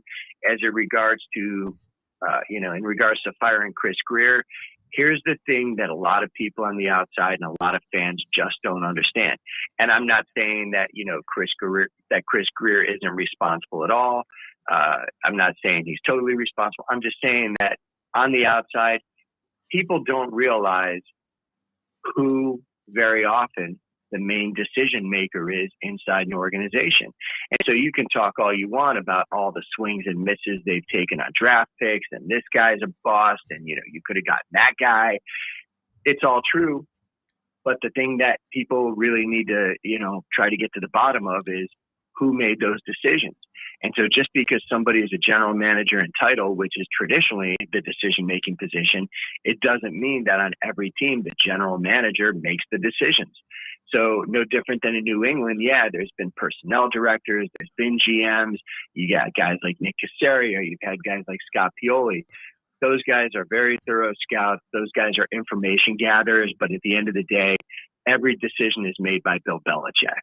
And so, in Miami, before any decisions are made regarding the future direction of the franchise, people need to really dig deep and determine who was it making all these decisions. And then if it's Chris Greer, then, you have to be accountable for some of those decisions. If it was somebody else, then maybe you're going after the wrong guy.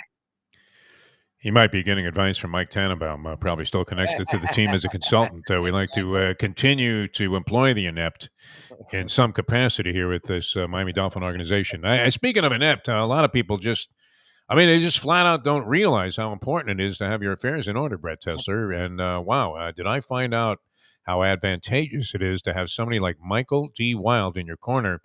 With my mother's passing in June, it would have been a nightmare without this man. And there he was, 7 or 8 years after the fact, after we had set this living trust up, backing us up, my brother and me, every single step of the way, and right there, ready to go. And you don't find that with attorneys that often. Usually, the guy's already got a yacht in Nassau a few years down the road, but they really stand behind you, and very, very important in these matters, Brett Tesler, Michael D. Wild. Yeah, no, I'm very happy that I was able to help you find out, Dave, just like I'm thankful that somebody helped me find out about Michael Wild, because when it comes to estate planning, wills and trusts, LLCs, a variety of different asset protections, a guy like this is somebody that you simply can't live without. And so I'm thankful that many of your listeners have reached out throughout the years and, continued to do so at southfloridawills.com. And, this is a guy that I will absolutely, scream from the mountaintops about, because it's just something that is so important. It's something that unfortunately, myself included, people just kind of put it off. They think it's something they'll deal with next week, next year, whenever. But life is unpredictable. You never know what can happen. And if you want to make sure that no matter what happens, your family is in good hands, you reach out to Michael Wild at southfloridawills.com.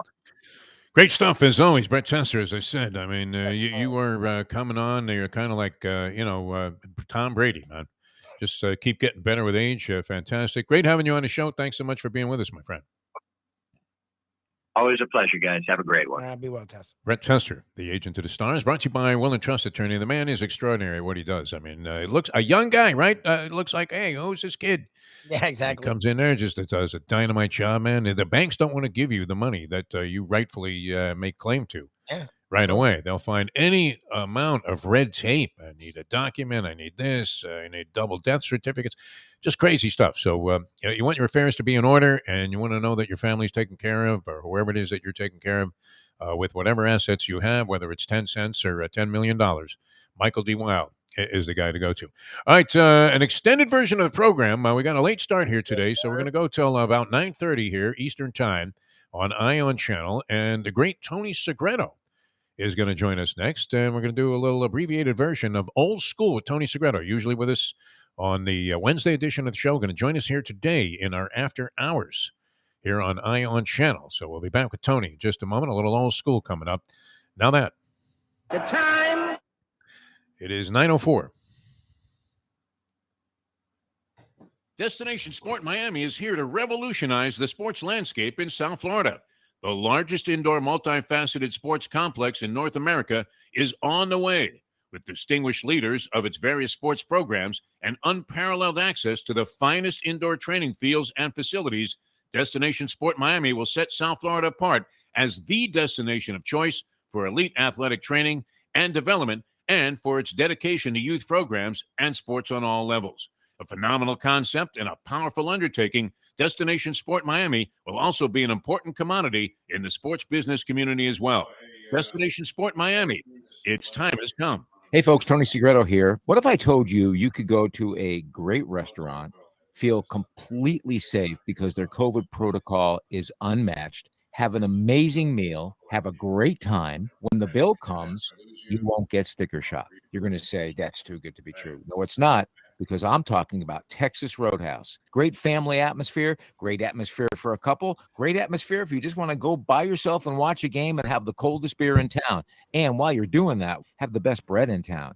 All at Texas Roadhouse. Everything you get there is fresh every day and made sure it's served at your table, hot and ready to go. And the best part is you don't get sticker shock because the prices are amazing. Texas Roadhouse. Recently, we realized it's not just hurricane season that can hurt us. Any time of year, things can happen to your home or business. And the insurance company can be your friend, but they also can be your enemy. Horizon Public Adjusters, Justina Testa, are here for you to help this process go so much easier. Before you call the insurance company, call Horizon Public Adjusters and Justina Testa at 954-809-8752. Would you go into court without an attorney? So why would you go up against an insurance company without Horizon Public Adjusters and Justina Testa? 7 to 10 times more money recovered with a public adjuster than if you went on your own. If there's no recovery, there's no fee. Give them a call at 954-809-8752. Why go up against insurance companies alone? You can have Horizon Public Adjusters and Justina Testa on your side. Play the ponies in style at Champions, the outstanding simulcasting room at beautiful Hialeah Park. Yes, the grand old lady of thoroughbred racing has never been more vibrant, and you can wager on the races from the top tracks around the country while enjoying a cocktail at the Brass Rail Bar or any of the fine food served throughout the facility. If poker is your game, you're covered in style. And you can play all your favorite Vegas-style games, including blackjack, craps, and roulette in Hialeah Park's sizzling hot casino. Get a player's card when you walk through the door for all kinds of generous amenities, including our favorite, free play, when you come out to the ultimate casino and entertainment destination, Hialeah Park. These days, we're all looking for comfort anywhere we can find it. Thank goodness for Landlubbers Raw Bar and Grill in the Plantation location, because they are making sure you are as comfortable as possible. First of all, they're not only open for delivery and pickup. All you have to do is go to landlubbersbarandgrill.com for both pickup and free delivery. Their hours have changed a little bit. Monday through Thursday from 3:30 to 10, and Friday, Saturday, and Sunday from 11:30 to 10. You're going to have the best wings in the world. You're going to have a great burger. You're going to have their amazing soups. Again, Landlubbers Raw Bar and Grill. It's nice and easy. Just go to landlubbersbarandgrill.com for both your pickup and free delivery. Thank goodness for Landlubbers for making you always feel right at home. Hey, it's Mike Mayo, the Gambling Gourmet here for my friends over at Shenanigans Sports Pub. It's a great place to go to take in a game, a good meal, and a couple of drinks. My friend Patrick, he's been doing it a long time, and he's got 2 locations. West side is right across from TY Park in Hollywood. And then the east side location is at 1300 South Federal Highway in Dania Beach. Shenanigans is the place for wings, burgers, barbecue, fresh fish, anything you want, drink specials, late night dining, outdoor dining. It is the place to go, family friendly. Go to Shenanigans and tell them the Gambling Gourmet sent you.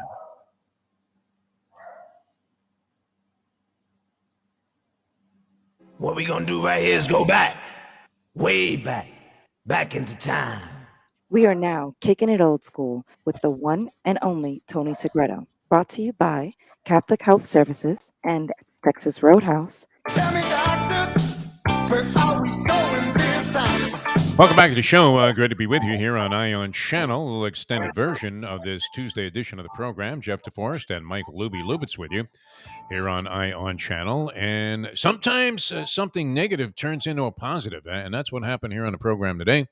We had a little technical snafu at the beginning of the show, so we got on a half hour late, but we get to extend things for a half hour. And the added pleasure of bringing this gentleman who'll be traveling tomorrow, won't be able to make it in his usual spot, onto the program. So we welcome Old School with Tony Segreto, our good friend Tony Segreto, brought to you by Catholic Health Services. And the outstanding, it's almost a shame to call him a chain because each one gives individual love. But great restaurants all across the United States, and especially here in the southeastern United States under the auspices of the great Ed Garcia, Texas Roadhouse Restaurants. And with that, we welcome to the show our dear friend, the great Tony Segreto. Tony, how are you, my friend?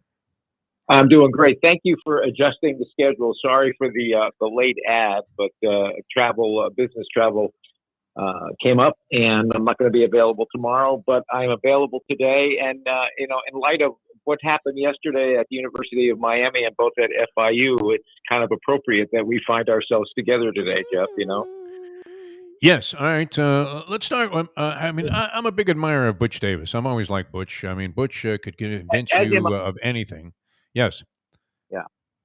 I was going to say, Butch is just great. I mean, you could see why he was so effective recruiting when he was at the University of Miami. I mean, he did a lot of good things as a head coach there, as an assistant coach. Went with Jimmy. He was a defensive coordinator with the championship teams in the Super Bowl with the Dallas Cowboys. I mean, how impressive is that? And then, like many under the Jimmy Johnson banner, branched out into being a head coach. And he might have been the most effective of Jimmy's former assistants as a head coach. Did well at the University of Miami, put together monster teams that even Larry Coker was able to win with, even though he later proved to be not really up to speed for being a high-level Division I college football coach. But he did win with Butch's players and almost ran the table 2 years in a row. Goes to North Carolina, and, however that scandal ended up, he was absolved of all guilt. He's talked about it many times with us here on the program. You also, had others that were involved that somehow, dodged a bullet there. Now, so whatever the result of that was, nonetheless, he did build a winning program there. Starting essentially from scratch. And then he was doing some good things here coming back at FIU for like $1 million a year compared to his previous salaries, almost Segreto-esque for the love of the game. But what happened there? I mean, I thought he would have been a viable candidate for the job before they gave it to Manny Diaz. I guess he didn't get any consideration, but I think we all did. I think we all, Jeff. I think we really kind of all, the name. Listen, we as the people on the outside looking in, the fans, the alum at they love, and Lubie's the perfect example of this. And this is no shot, Lubie, honest to goodness. You tend to gravitate. What are you going to say? A guy with no talent that somehow has a major job in the media? I mean, how are you going to put this? But listen. Yeah. Look at what Mike Norvell is doing now at Florida State. They're coming out of the doldrums. They're playing with energy. They're playing with passion. They're playing, with a high level of. Listen, they're making mistakes. Yes. Are they have a losing record? Yes. But boy, oh boy, there is a diametric difference looking at this Florida State team today than we saw a year and a half or 2 years or even 3 years ago, 4 or 5 years ago, once Jimbo left. But you can't listen. We tend to gravitate toward the name we know, the name that's paramount in our heads. And yes, Butch Davis seemed like the logical choice. what happened at FIU? I don't know. I don't know what's happening at FIU. Period. Words like sabotage are being used. Sabotage by Butch Davis, who's usually, pretty formal about, knowing that you don't necessarily want to burn any bridges there. I mean, he's very graciously left his other positions, as far as I know. And, maybe he hasn't. But he's always, one of those guys that he doesn't have anything bad to say about whatever happened in the past. And he focuses in on what's going on right now. But 1-9, I guess also, that's a pair of ugly numbers to post. Yeah, listen, Butch is not the type of guy that struck me as, saying bad things about where he was let go. In other words, like you said, he's not one to burn any bridges. Nope. This was been, a burr in his saddle. And I guess the posting in the on the NCAA website that the job was open, started the chips to fall. I mean, they put an ad out, a classified for a head coach, and didn't inform Butch that he was gone. I mean, what kind of that is sabotage, my friend. Allegedly, there was this on the NCAA website. There was this listing that there was a football opening at FIU. Now, was it labeled the head coach? I don't know, but allegedly that's one of the reports. So I think proven track record, leadership qualities must be evident on your resume, right? That's usually the head coach, right? It just seems like FIU has always listen. When you compare the FIU program and the FAU program, it's like night and day. Funny. What they're doing at FAU and how they're growing that program and how that they were able to kind of transition from Howard to and God rest his soul to where we are now. They have done things in a first class way all the way. FIU, I hate to cast aspersions, but I don't get that feeling. I don't get that sense that it's been the same type of quality in terms of dedication toward the sport. So I think that it's not surprising that it would happen the way it happened. It's surprising that it's happening to Butch. He's having a tough year this year, but I think a lot of schools are because of the COVID year. It's either feast or famine.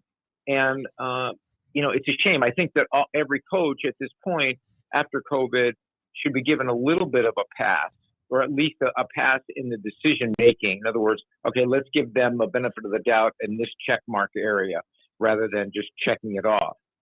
So we'll see where they go from here. We'll see what kind of dedication they have in building the program and who they hire and how they go about hiring. It's not encouraging if you're a fan, and they have a limited fan base here at FIU. It's not exactly like for people around the country, around the world that are tuned in here on Ion Channel. I mean, it's not like this is a football factory, even though they've put out many good players that are prominent in the pros. We were friends with Ron Turner. We're old school like this, Tony. When we were doing a radio show, and the SIDs would call us from FIU and FAU, which we're pretty much secondary considerations here on the local sports landscape. Maybe if you're going to go professional, and then University of Miami, and then you're talking about these kind of ulterior programs that weren't getting a lot of recognition. But we always wanted to go ahead and pay proper homage to these guys. They're out there trying. And we were friends with Ron Turner, who was a very competent coach, obviously from a great coaching family with Norv, his brother. And they've had a lot of success in football. He didn't do, what was he at, Illinois? Yes. He had the head coaching job there, and they thought he was horrible. But did he also coach the Bears briefly, Ron Turner? I think was that possible? That he had like a brief stint there? I don't know why I want to say yes to that. But anyway, he wasn't necessarily regarded as the greatest head coach, but he, for FIU, very prominent. And then Butch, who are you going to get that's better than this guy in terms of his history in the game? And if he's willing to work for salary, you thought it was going to be like a Lane Kiffin situation at FAU where he was there for a year, and if it worked out, boom, he's gone somewhere else. But he was pretty dedicated to it. So for him to be using words like sabotage, a bit of a surprise. All right, we're going to come back in just a sec. And Tony, we'll dig into what you know about this whole Blake James thing. But you have to tell us about Texas Roadhouse restaurants and how great they are, because it's coming up to that time where I'm going to be asked to bring a few dishes, to various parties for Thanksgiving. And I've already put online my order in to pick up that day for like 100 sweet potatoes. And that's what I'm bringing. I'm bringing like 25 to each place. There you go. And you need to do it the day before because they're closed on Thanksgiving. So all right. Well, I'll pick it up the day before, and I'll put them in the oven, and I'll bring them as if I made them myself. Exactly. Get some bread, and that's what I would do. For those going over who don't know what to bring to someone's house, if they're going to someone's home for Thanksgiving, that's what I would do. I would definitely call Texas Roadhouse and order some of their appetizers, their amazing beans, their sweet potatoes, as you're going to be doing. The hot rolls. You can always redo them, and the Texas Roadhouse is kind enough, and they will tell you exactly how to repurpose them so they're heated up when you bring them over. Nice. And you look like a champion, and you tell them you made them, and then later in the day, for full transparency, you say, hey, let's all go to the Texas Roadhouse tomorrow and we'll finish these up. But I think it's important that people understand that Texas Roadhouse is a 1 in a million type place. 99% of what you eat there is made at that facility. It's not shipped in, not brought in. They have butchers at each facility, cutting, making sure the steaks are exactly how they want them displayed and how they want them, put out. I think it's important that people understand that all of the salad dressings don't even go on the salad until they are tested in the back before they go out. They understand that it's the coldest beer in town. They have their lines actually chilled in their short lines between the keg and the bar and the tap. So I think all of these wonderful things. Plus, at the end of the day, when you go there, it's not expensive. There's no sticker shock. I think we should also mention, and we failed to do this last week, for Veterans Day, as they do every year, a veteran eats for free at Texas Roadhouse. Nice. And they did, I don't know how many thousands upon thousands of meals at the Texas Roadhouses around the country to veterans who came in. This is their dedication, not just to veterans, but to their communities as well. So Texas Roadhouse is a special place. Great food, great people, safe environment in terms of what they do for COVID. And there's no sticker shock. And it's a family place. What more could you ask? What did he know, and when did he know it? We'll pick the brain of Tony Segreto about this whole Blake James thing. By the way, Tony, did you see that? We should put this thing up. I don't know why we didn't superimpose this picture of you doing the Lou Saban show as a young Segreto with like some kind of weird getup. Looks like you were trying to audition for that John Travolta role in Night Fever. I think that you were wearing. I guess it was fashionable at the time, right? Because you were always well dressed. I mean, it wasn't like anybody looked at Segreto and said, "Wow, what a slob!" He's out of touch with modern day fashion. But you look great. Well, what a kid you were, man. The Lou Saban show in like 1978. Are you kidding me, Tony? That was great. All right, we'll come back. We'll talk about the situation at the University of Miami with the great Tony Segreto as we're old school here. Don't forget about Jimmy Johnson's Big Chill. How excited were you, Lubie, to hear John Conjemi confirm that he's working with my buddy Tommy Fox on a whole new thing down there at Jimmy Johnson's Big Chill with the Jimmer on the scene there. We had a blast when we were down there last time, and wow, what a facility it is. It's just a great time. So if you're looking to chill out, and that's a great spot for the holidays also, right? Yeah. Right? You're thinking, hey, do I really want to see those bummer members of my family? No, forget about that. Why do I want to be bummed out on Thanksgiving? Going down to Jimmy Johnson's Big Chill, going to rent myself a wave runner, have a couple of cocktails there right on the bay side, watch the sunset, listen to the music, the band. Dominic Conjemi sending all those great dishes out of the kitchen there. His wife, Amanda, doing a fine job and top-notch service and just a great, great relaxing environment with tremendous food and a wide variety of that at Jimmy Johnson's Big Chill, mile marker 104, Overseas Highway in Key Largo. Just you drop right out of Florida City and you start thinking about the chill, man. How many miles did it chill? I think they even have it marked off there, like only 6 miles, 5 miles, like it was south of the border in South Carolina. All right, back with more with Tony Segreto. We'll get to the bottom of this, whatever we can find out, and pick Tony's brain about this Blake James thing. Although I guess the significance would be who else will follow. Back with more in a moment. Now that. The time. Manny D. Well, you might get your wish, Lubie. You don't care about Manny Diaz one way or the other. You like the guy. It's 9:22. Since day one of old school, health services be part of our family. They are recognized as the quintessential rehab facility in the Southeast for strokes, but it goes well beyond strokes because Catholic Health Services is in the community of South Florida to help the community stay healthy. And if they're not healthy, get them healthy and get them back on their feet quicker than they could have ever expected. They do it every single day. It's step and repeat 24/7. Catholic Health Services. Destination Sport Miami is here to revolutionize the sports landscape in South Florida.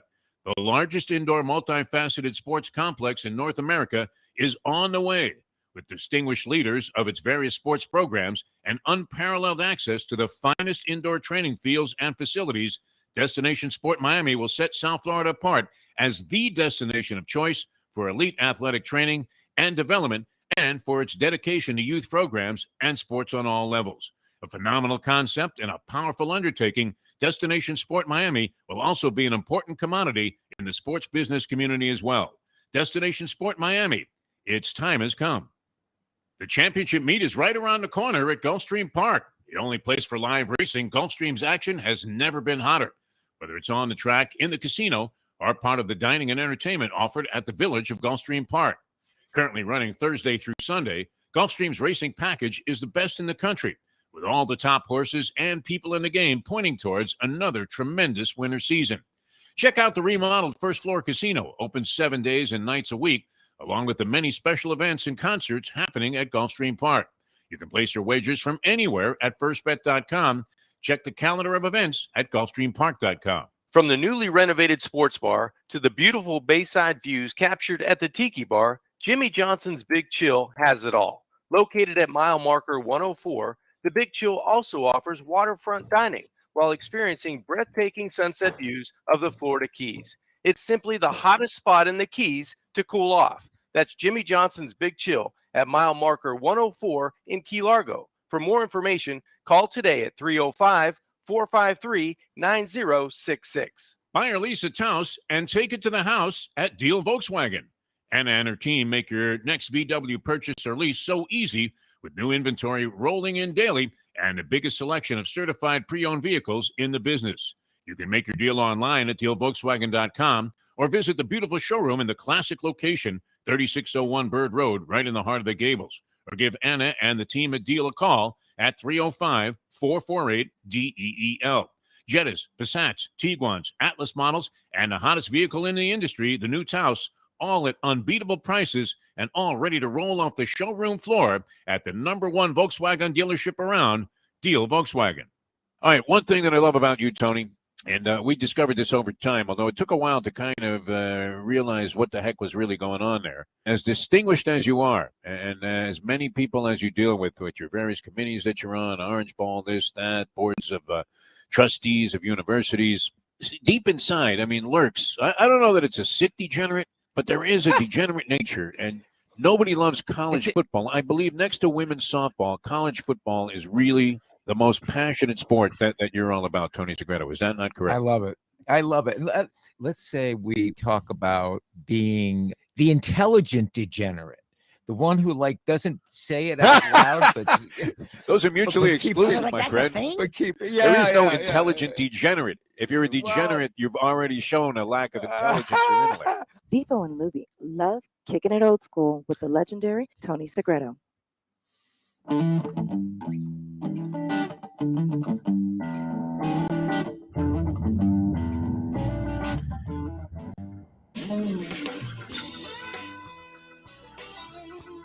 Team's 0-8 at home.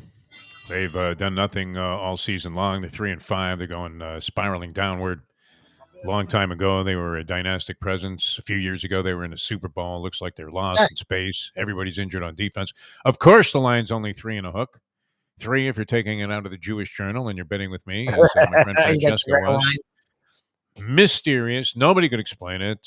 Dynamo is coming to town, and the Los Angeles Rams, they hate you like poison. They want to beat you like a drum.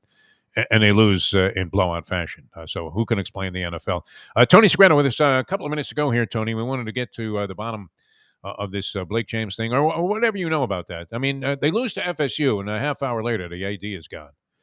So if you thought this game had no impact, it certainly did. And then what is Manny Diaz doing rushing 3 with 4th and 14 at the 25 when any previous Hurricane coach? You mentioned Schnelly, Jimmy. Butch Davis, of course, when he was there. Dennis Erickson. Would have just sent the house. They would have sent Father Leo. Joe Zagacki would have been in on the tackle. And they would have pressured this kid into throwing the ball away and, having no chance of completing a pass. And taking a shot with that, and defended the rest of it one-on-one, mano-a-mano out there with whatever receivers could have made it out of the formation off the line of scrimmage to begin with in the split second the quarterback was going to have. But Did that lead directly? I mean, how long was this in the works with Blake James, the athletic director there? I think that, well, here's the short answer real quick, and this is just my opinion only. All right, so we're gonna make sure everybody knows that this is my opinion. I don't know how long it was planned for, but obviously it had been talked about. Obviously, it truly does not surprise me that he was let go. I think Blake James is a wonderful man. I think he's the nicest guy you ever would meet. I mean, just as pleasant and as charming as can be. I never felt that the role was right. And for me, it doesn't come as a surprise that a change was made there. I think that a month and a half ago, when President Frank came out and said that we are dedicated toward, building championship programs, and then putting, who they put in charge of athletics, that it was paramount for them to make sure that everything was taken care of the right way and that they would answer to the board of trustees. So from that standpoint, I think that, everything is being looked at very closely, every coach, every program, every facility, and they're figuring out how to make this work and to get back to where we are competitive again, right? Not just going out there and with a wing and a prayer. I think that's the sense we get. And I believe that this is the beginning of a new beginning again for the University of Miami. And I'm very confident, extremely confident in this leadership team that is going to, augment the bridge between the athletic department, the president's office, board of trustees. I think you're going to see over a period of time, everybody's going to be who are Hurricane fans very happy with how this plays out. Tony Segredo, old school. He was doing a Lou Saban show. He's still very opinionated and passionate about what happens at his alma mater, the University of Miami. And, it's one of those things. We were writing obituaries yesterday for the program and saying it's just never going to be the same, that the chant will be not "We are Penn State," but "We are Appalachian State." Oh, geez. And that's unfortunately where they might be at. We're out of time, Tony, but we do have to tell people about the great, great, great organization that. And wow, you are associated with nothing but the epitome of class, as is your own character and persona. But Catholic Health Services really, I was talking with Brett Tesser, and he had had an attorney that he recommended, of course, Michael D. Wild, he recommends on the show here, does an endorsement for him, recommended him to me, and the guy's services were invaluable. And the same can be said about Catholic Health Services when it comes to any kind of rehabilitation and or healthcare. Without question. They are here for the community. They're about being proactive rather than reactive. But if they have to be reactive, they're the best in the business. From strokes to anything else you need rehab. They have passionate people, inspired people, people at the top of their profession, whether it's the doctor, whether it's the therapist, the administrator, the entire facility. All the facilities within the Catholic Health Service system are amazing. They're from what they did through COVID, through hurricanes. They do it top notch, first class. You can trust when your family member is admitted for whatever the reason, that it's not just the family member who's going to get the rehab, but they're going to do all the work they possibly can to make sure the family is involved in the rehab so the family isn't surprised. Jeff, you went through it yourself. We can't say enough about how great Catholic Health Services is. They're in this community, ladies and gentlemen. Even if you have a question about a booster, whatever the case might be for the COVID-19 shot, or a question about your loved one, a question about this or that, you need to call Catholic Health Services. They're here to help you. You may not be a patient, but they are going to be an advocate for you. Catholic Health Services, special place, special people. They do it 7 days a week, step and repeat every single solitary day. I love that shirt collar in the Lou Saban picture, man. I mean, that was, how did you do that? You look like you could have been on Miami Vice or something, which came around later on in that. That was great. Tony, safe travels, my friend. Are you on the road with the great Joey Kornblit? Speaking of greatness, the world's greatest highlight player? This trip I am not, but the next trip that we have up, we will be. Yes, absolutely. Send him our love. Does he bring a cesta with him? I mean, does he just wear a cesta out of habit when he gets on a plane? And he probably could eat with a cesta, not even having to fumble with a knife and fork. Great stuff, as always, Tony Segredo. Thanks for being with us, and we'll talk to you again next week, my friend. All right, my brother. Thanks. Bye-bye, guys. Well, Tony. All right, Tony Segredo, old school. All right, that's going to wrap it up for us today. I got off to a rough start, but bounced back nicely. And Blake James being let go as athletic director. I don't know enough about the situation. I'm not close enough to the program to even have like an opinion on what happened there, whether he was the right guy for the job, the wrong guy. I don't know. I mean, he hired a couple of coaches there. And Mark Richt, everybody thought that was a great move. Yes. And it turned out Richt, I guess his heart wasn't in it. Maybe he was driven away by the idea, the notion that, hey, we ain't never going to win here. We ain't never going to win. Not with these bozos running the show. But I just don't think, this program is in a position anymore to be as effective as they were in the past. But then again, people thought that before Schnelly came in. It goes back to Lou Saban. Many people credit him with bringing in the players that would eventually formulate the foundation for what became a 20-year dynasty. And I don't know, was Paul D doing something so magical when he was the athletic director there for many years? Had, good coaches in place, and they had a great program going. But and the Butch Davis thing is a surprise to me, because I thought as long as Butch wanted the job there at FIU, it would be his job. I mean, what do you hurt by having Butch Davis be your head football coach if you're Florida International University? You have to be kidding me. Your worry should be that he's going to take a better job somewhere, based on the early success there that he had there for sure. But Butch Davis is not a 1-9 coach. No. This isn't. Yeah, I mean that's just not his game. The last 2 years has been a struggle, and it's interesting to hear from FIU people that Butch is lying. From Butch to come out here saying these very strong things when, again, North Carolina did not end well. There was a lot of issues, and Butch didn't say anything. So it's really weird. And with Miami, he left under a cloud because he wasn't going to the Browns, and then did go to the Browns. But all he's ever done is spoke highly of his past jobs. We've had him on a bunch of times. So it's interesting to hear him speak in this fashion about FIU. Well, and the thing with the Browns, look, it's a difficult position for a coach to be in. Same thing happened with Nick Saban. People forgive Nick after a while. They stopped playing that clip. I'm not going to be the Alabama head coach. But what's a guy supposed to say in that position? I happened to be interviewing Butch that day that he announced that he was going to the Cleveland Browns, and he assured us he was coming right back. That if Paul D had a contract for him to sign on the plane, he was signing it. And then the next day he was meeting in a parking lot with whoever owned the Browns at the time, a couple of schmanks. And they hired him as a head coach. And that was the one place he didn't have really, like demonstrative and, very pertinent success of all of his coaching stops. Although I don't know how you would characterize what happened at FIU. Started out great and really looked like he was going to make something happen with the program. Words like sabotage, Lubie. Sabotage. Great. Who put the bug in my computer today? Not great. All right, we're going to see you tomorrow. It was a lot of fun. Thanks, Tony, for joining us here in a little impromptu fashion. And thanks, you guys, for sticking with us. I appreciate all the great comments here on the show, as many fine people weighing in on our chat line here on Ion Channel. Thanks to Jack and Brad and all the people there, Amy at Ion Channel, for having us. And we'll do it again tomorrow at 7 in the a.m. as we leave you on that. Let's go to eat a damn snack. No, that's the time. There you go. Rex, man, it's popping off a lot lately. It's 9:36 Eastern Standard, my friends. Let's go to eat a damn snack. Look what they done to my soul.